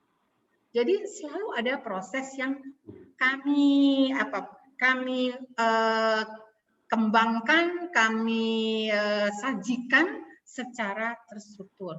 Kembali bisa juga kita tidak mengangkat budaya lokal tetapi mengenai subjek tertentu atau mengupdate dengan hal-hal yang sekarang mungkin dikenal anak-anak, misalnya gawai, oke, apa gadget.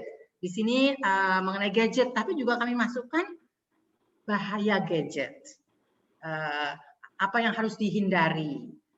Anak-anak boleh kemudian diminta, coba kalau kamu memberikan instruksi kepada temanmu supaya hati-hati loh punya gadget, mereka menuliskan instruksi itu sambil merasakan, karena itu terlibat. Mereka terlibat di dalamnya. Apa sih jeleknya gadget? Apa sih bagusnya gadget?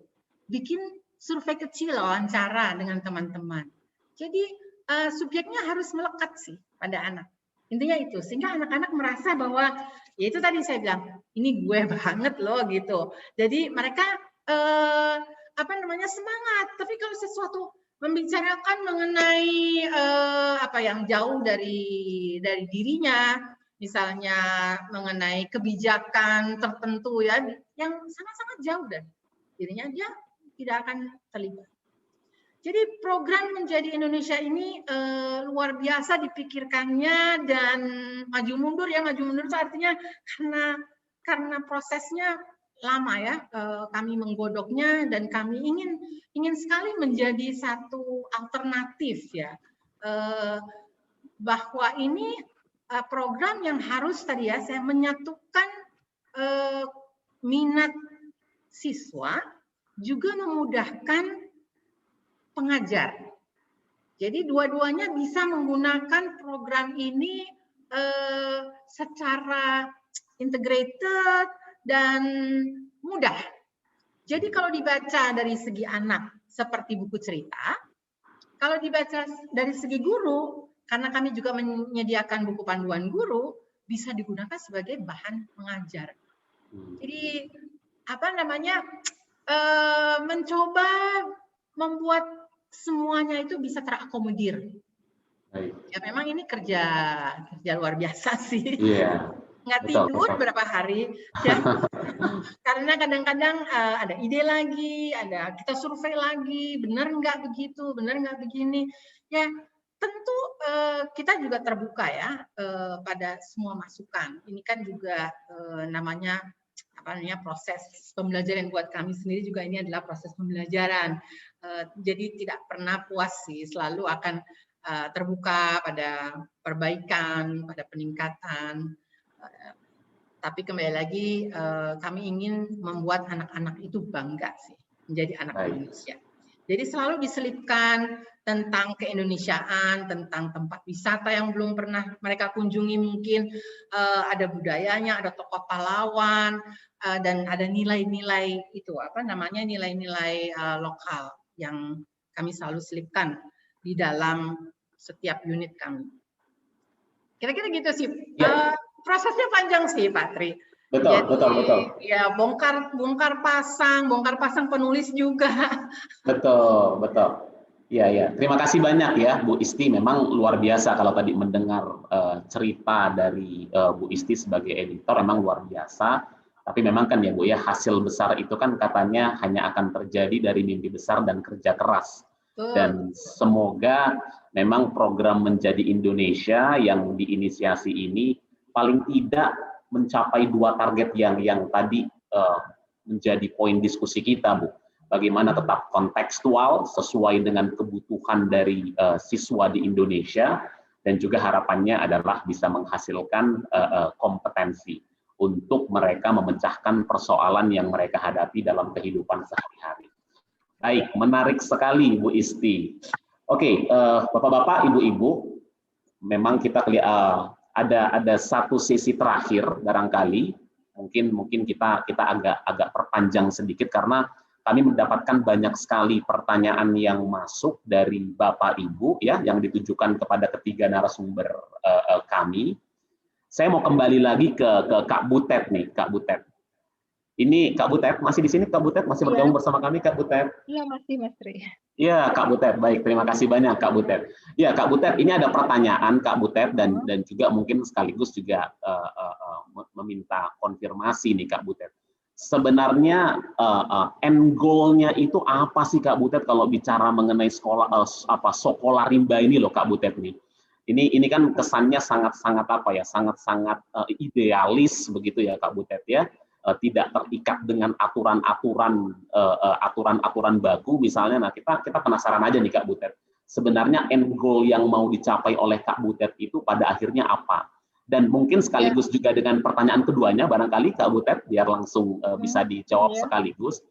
Kalau seorang Butet Manurung nih kita mintakan rekomendasi ya sebagai seorang praktisi literasi yang sudah menginisiasi sekolah rimba, apa bentuk rekomendasi dari seorang Butet Manurung untuk penguatan program literasi di Indonesia? Jadi ada 2 pertanyaan tuh untuk Kak Butet. Silahkan Kak Butet.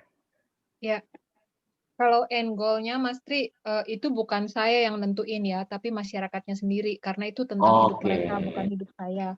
Jadi dari awal kita memulai memulai pembelajaran itu, kita sudah sama-sama menentukan tujuan, kan makanya udah tahu tujuan hidup kita apa. Karena itu tujuan pendidikan harus menyesuaikan dengan tujuan hidup, bukan sebaliknya tujuan hidup yang menyesuaikan dengan agenda pendidikan yang datangnya juga dari luar gitu. Akhirnya jadi tentang hidupnya pihak pembuat kurikulum, bukan pihak dia gitu. Kalau tadi saya dengar banyak menceritakan kenapa literasi banyak menurun gitu ya. Kalau menurut saya karena kebanyakan program-program literasi bahkan pendidikan juga tidak berdasar aspirasi dari bawah gitu. Tidak melakukan penelitian lebih dahulu. Saya kemarin sempat cerita-ceritakan sama Mas Tri, saya bilang metode etnografi itu sangat diperlukan untuk Indonesia yang sangat beragam ini ya. Metode antropologi yang etnografi itu mengutamakan pendekatan emik. Jadi harus ini masuk ke rekomendasi juga. Jadi harus bisa melihat dari point of view-nya si masyarakatnya ya, karena tujuan-tujuan hidup setiap orang berbeda-beda. Jadi kalau misalnya untuk seorang nelayan penting untuk punya perahu, tapi bukan gelar insinyur misalnya, ya kita harus model literasinya menuju ke sana kayak gitu. Terus juga ya itu end goal-nya ya itu ditentukan oleh mereka. Kita punya sekolah di Asmat misalnya, mereka peburu buaya ya. Terus mereka kedatangan jalan lintas Trans Papua gitu.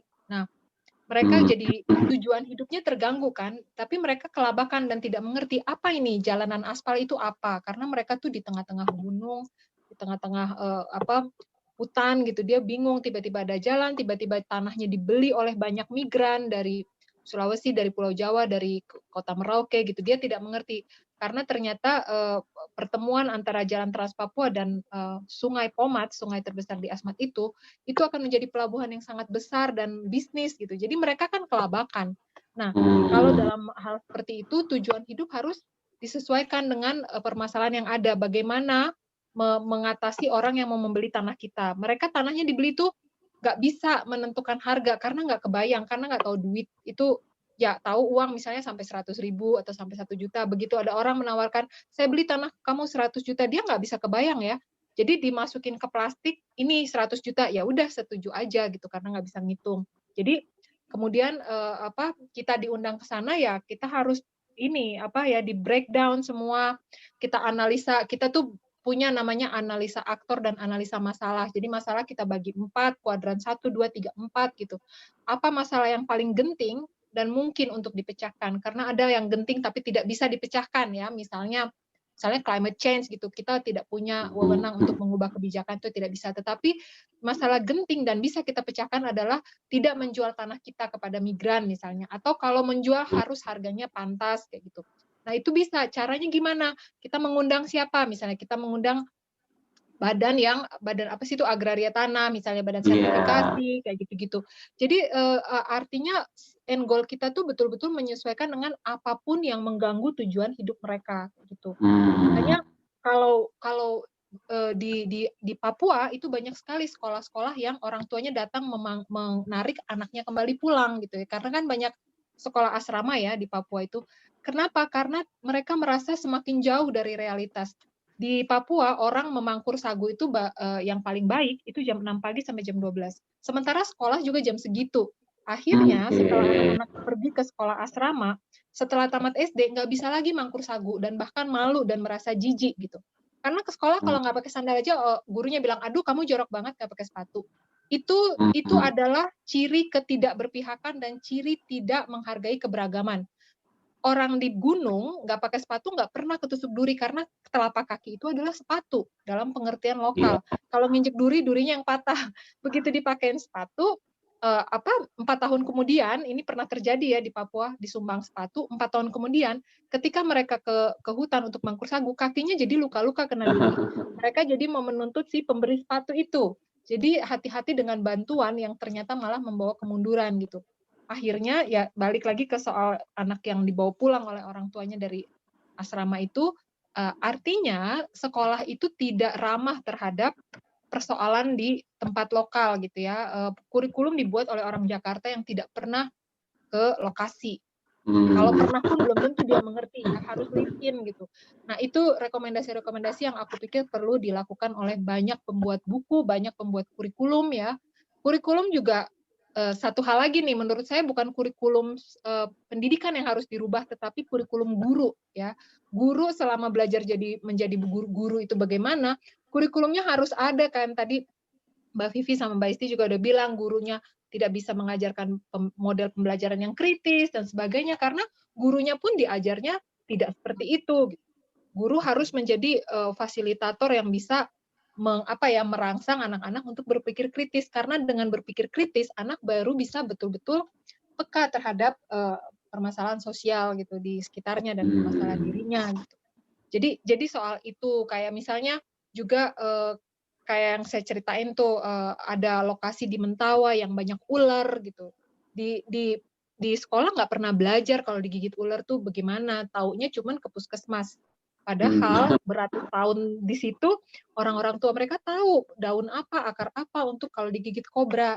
Jadi kalau di sekitar kita banyak kobra ya harus tahu bagaimana mengobatinya gitu. Nah, sekolah walaupun di kurikulum 2013 itu nggak ada, saya nggak mau menyalahkan kurikulum atau sistem pendidikan, tapi saya salahkan gurunya.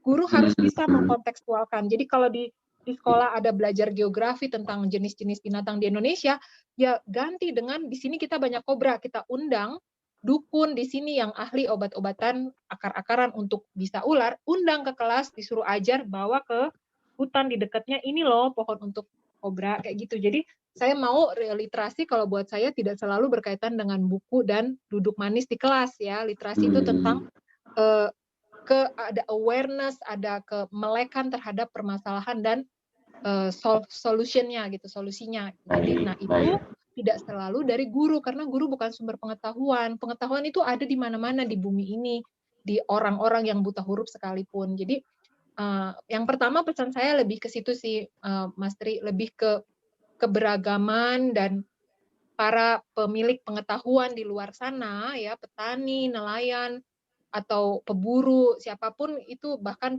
pemilik pabrik tempe, itu mereka pemilik pengetahuan. Sebetulnya kalau saya jadi guru, saya lebih malu karena ilmu-ilmu saya bukan saya yang menemukan, saya juga boleh belajar teori heliosentris lah, tata surya, bukan saya yang menemukannya. Jadi guru itu hanya pihak ketiga. Tetapi banyak yang pemilik pengetahuan di sana yang sebetulnya melakukannya langsung gitu. Harus diundang, harus dilibatkan. Pinter-pinternya guru mengaitkan konteks dari kurikulum, di situ misalnya belajar konversi, belajar apa, panggillah di situ misalnya ada pabrik sepatu. Ajarin, oh sepatu ini dilekatkan pakai lemnya begini. Bisa-bisanya aja, tapi sebenarnya kita mau menunjukkan harga sepatu kita itu berapa loh gitu. Pekerjanya dapat uang cukup nggak? Gitu. Manusiawi nggak industri sepatu itu misalnya. Ada sungai di samping sekolah kotor. Kita belajar sampai ke tentang dunia di ujung sana, tapi kita tidak pernah peduli sungai di samping sekolah itu kotor, penuh dengan sampah gitu ya. Orang rimba tuh ke Jakarta, dia tuh heran, kenapa Bu, sungai di Ciliwung ini kotor, bukankah orang-orang di Jakarta sekolah semua gitu. Buat orang rimba, buat masyarakat adat, pengetahuan atau sekolah itu harus berkontribusi terhadap kebaikan di sekitarnya. Kalau enggak, itu bukan pendidikan namanya. Itu cuman pengetahuan yang tidak berguna gitu. Pengetahuan yang numpang lewat aja gitu. Iya, Jadi itu yang pertama menurut aku sih tentang keberagaman. Guru punya tanggung jawab menjadi agen keberagaman, bukan penyeragaman. Karena penyeragaman akan membunuh keberagaman. Padahal keberagaman kita inilah yang membuat masing-masing masyarakat itu bahagia menjadi dirinya sendiri gitu ya. Dan penyeragaman ini saya bisa menudingnya sebagai yang membuat bahasa-bahasa daerah kita hilang karena tiap ngajar baca tulis pasti pakai bahasa Indonesia. Anak yang nggak bisa bahasa Indonesia susah, kesulitan di sekolah. Anak yang nggak bisa membedakan F sama P, misalnya kayak orang Sunda tuh fakultas, dia bukan fakultas. Orang-orang di Papua itu kalau baca tanah, sanah, bilang cuci, juji, bilang Iya, timika, kadang-kadang jimika. Itu selalu disalahkan, padahal kita tahu ini huruf bukan huruf Indonesia, ini huruf Latin dari luar negeri, jadi wajar kalau orang susah. Jangan dipaksa-paksa. Nah, karena sering-sering disalahin melulu, akhirnya banyak anak malu, nggak mau sekolah betul. lagi, kayak gitu. Nggak divalidasi kekhususan fonetiknya ya, fonotaktiknya, pengetahuan dia atas fonologi komunitasnya ya. Karena huruf 26 di Asmat itu ternyata cuma 16 yang bisa, karena J sama C dianggap sama, kayak gitu. T sama S dianggap sama. Tapi dia punya Betul. bunyi lain yang tidak bisa diwakili oleh 26 huruf itu. Huruf Arab aja sama huruf Latin nggak bisa ditranslate gitu aja. Jadi ini seharusnya bisa diakomodasi oleh pendidikan Indonesia ya, keberagaman kita ini gitu. Terus juga ya yang kedua, ya aku pengen bilang buku itu kembali kayak tadi, buku jangan harus dipilah betul dan pakailah pendekatan emik yang tadi saya bilang tadi, cari dari dunia dia apa yang menjadi penting dan apa yang jadi masalah buat mereka gitu. Buat saya misalnya literasi ada banyak sekalipun seperti yang dibilang tadi ya, tapi itu mungkin berlaku lebih kota ya. Banyak masyarakat di misalnya di pelosok mungkin ada 1-2 literasi yang tidak terpakai dalam hidupnya. Jadi buat apa buang-buang waktu gitu. Nanti Baik, kalau ada waktu baru kita kembali ke situ. baik, Kalau yang pentingnya apa itu dulu, kalau menurut aku sih gitu. Dan anak jangan baik, dijadikan objek.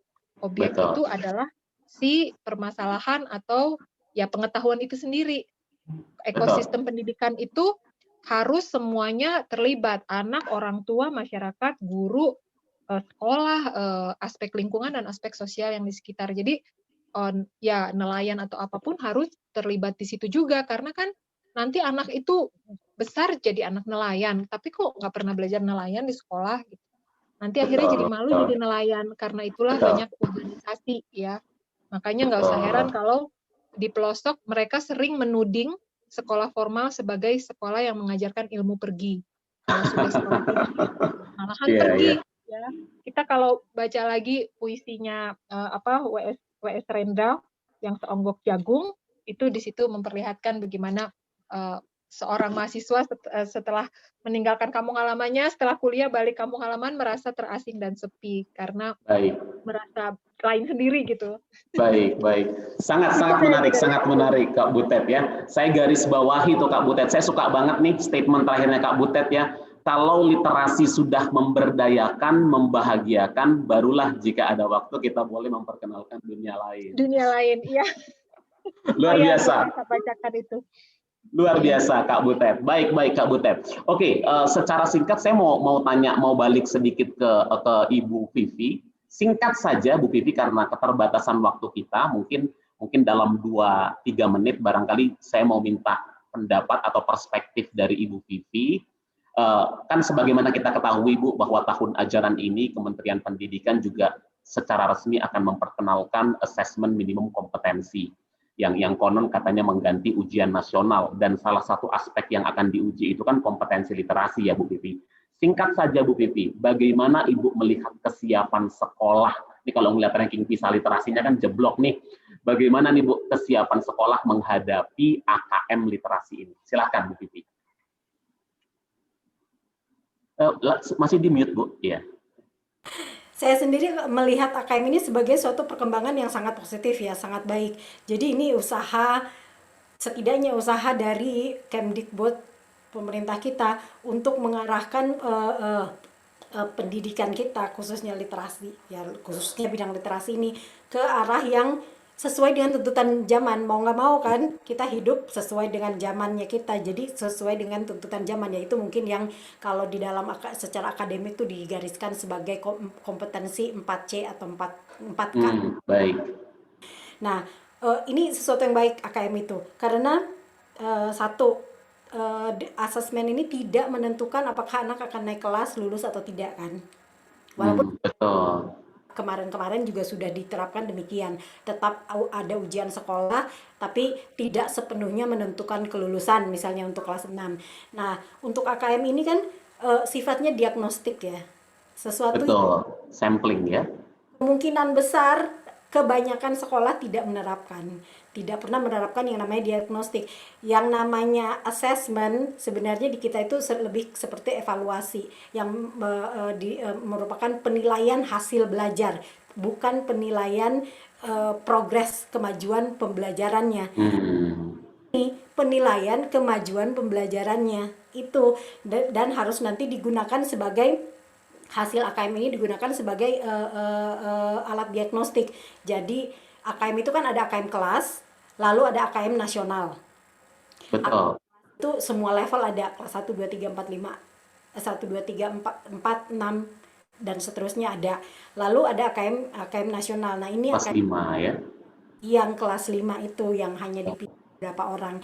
Nah, kalau AKM kelas itu masing-masing anak kan diberi tes dan untuk melihat gitu kompetensi yang ini sudah tercapai atau belum, yang ini sudah tercapai atau belum, jadi KD yang ini tercapai atau belum, untuk kemudian di level selanjutnya guru berikutnya harus melihat oh yang ini belum tercapai, berarti belum bisa maju dulu nih, harus kembali dulu pemenuhan ke kompetensi yang itu. Nah itu positifnya. Dan kedua yaitu kontekstual. Jadi pendekatannya selama ini kan yang namanya assessment tuh pendekatannya kognitivistik ya.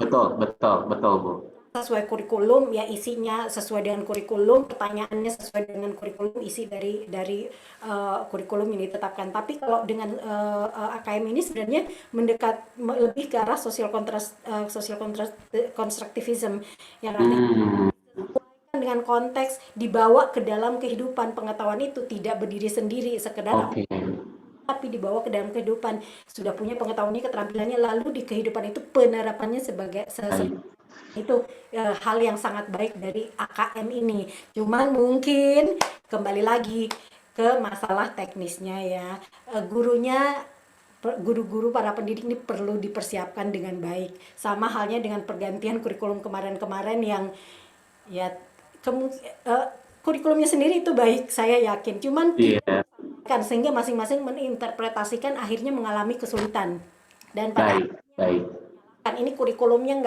tidak berfungsi nih, tidak berjalan dengan baik nih. Nah mungkin itu ya adalah jadi ini yang kemudian nanti akan melaksanakan di lapangan harus benar-benar dipersiapkan. AKM pelaksanaan bagaimana, nanti mau diagnosanya seperti apa, melakukan diagnostiknya itu seperti apa gitu mungkin.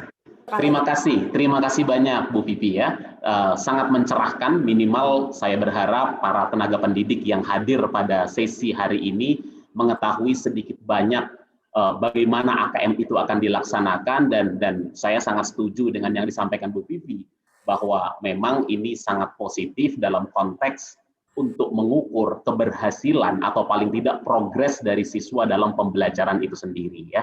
Baik, terima kasih banyak Bu Vivi.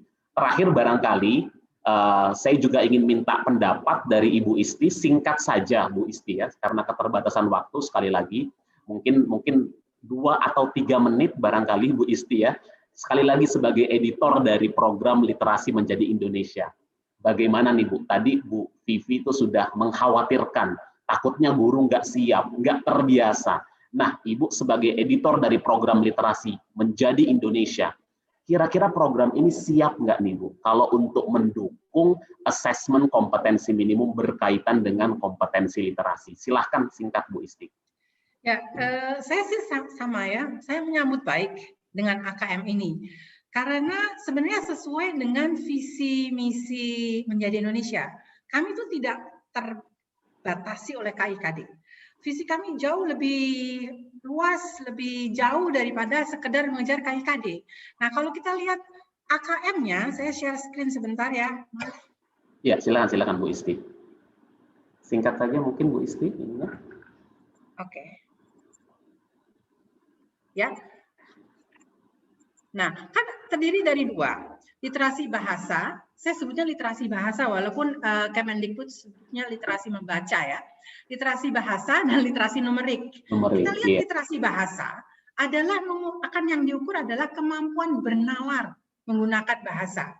Menjadi Indonesia seluruhnya penuh dengan proses meningkatkan kemampuan bernalar anak-anak. Jadi saya sih merasa justru ini menjadi sejalan gitu dengan menjadi Indonesia.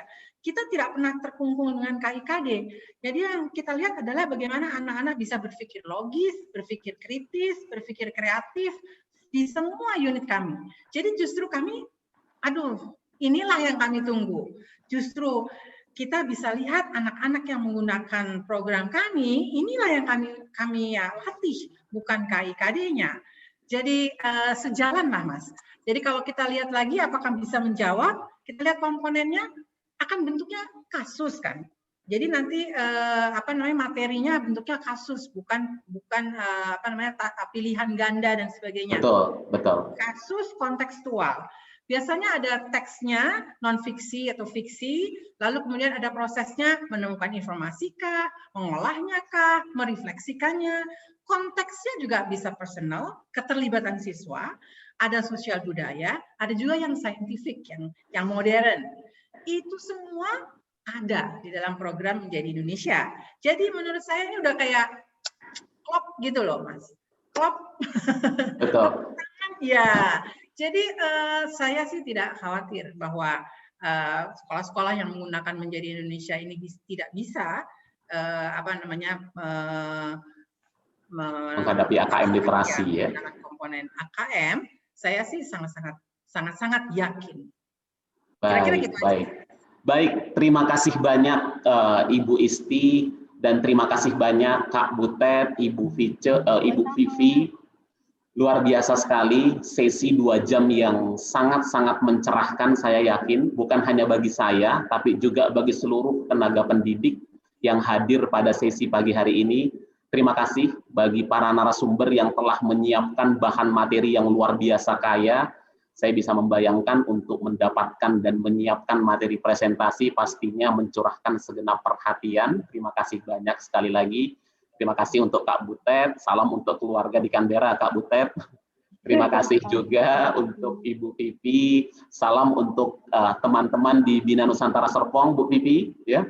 Salam juga, terima kasih juga untuk Ibu Isti, Bu, sukses terus Bu, sebagai pemerhati pendidikan, jangan lelah untuk memberikan masukan Bu, untuk perbaikan pendidikan di Indonesia. Ya, demikian Bapak-Bapak, Ibu-Ibu yang saya hormati, sesi 2 jam tanpa terasa telah kita lalui, luar biasa. Dan saya dari Mentari Academy hari ini melihat cuaca sangat cerah, demikian pula dengan cerahnya masa depan dan pendidikan untuk bangsa Indonesia. Semuanya berpulang kepada kita, semua insan pendidik yang seharusnya sangat perhatian dan peduli terhadap nasib dan dari generasi masa depan bangsa ini. 20 tahun dari sekarang, di tahun 2045 nanti, Indonesia akan merayakan 100 tahun kemerdekaan Indonesia, akan merayakan 100 tahun bangsa kita lepas dari penjajahan Belanda dan Jepang, dan semoga pada saat itu kita bisa menyaksikan lahirnya generasi-generasi emas dari bangsa Indonesia ini. Dari sesi pada hari ini luar biasa, literasi intinya adalah sesuatu yang harusnya mencerahkan, seharusnya menjadi sesuatu yang memberdayakan, yang bukan menjauhkan anak didik kita dari realitas kehidupan sehari-hari. Dia tidak terbatas dari hanya sebatas kemampuan membaca dan menulis, tapi bagaimana dia bisa mengolah informasi, dia bisa menghasilkan informasi baru dari apa yang dia baca, dari apa yang dia amati. Semoga dengan momentum diperkenalkannya asesmen kompetensi minimum dari Kementerian Pendidikan dan Kebudayaan Republik Indonesia menjadi sebuah secercah harapan, menjadi sebuah bisa menimbulkan dampak positif, khususnya bagi kita untuk meredefinisikan ulang makna sesungguhnya dari literasi. Bahwa literasi bukan hanya sebatas kemampuan membaca dan menulis, tetapi juga mampu mengolah informasi dan menghasilkan informasi baru. Dan pada hari ini, tadi juga telah disampaikan oleh Ibu Isti, sebagai salah seorang editor dari program Menjadi Indonesia, semoga program literasi Menjadi Indonesia ini dapat memberikan kontribusi, sumbangsih untuk penguatan dan pengembangan program literasi di Indonesia. Demikian dari saya, sekali lagi terima kasih atas seluruh atensi dan dukungan dari Bapak Ibu menyempatkan waktu untuk hadir dalam temu wicara ruang literasi pada siang hari ini. Saya kembalikan kepada Ibu Tias untuk memandu acara berikutnya. Terima kasih. Terima kasih Mas Tri, terima kasih Mentari, dan makasih semuanya. Terima kasih Kak Butet.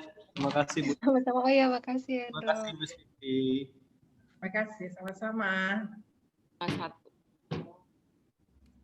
Terima kasih Pak Tri dan juga para narasumber yang telah berbagi dengan Ibu Isti, Kak Butet, dan juga Miss Vivi.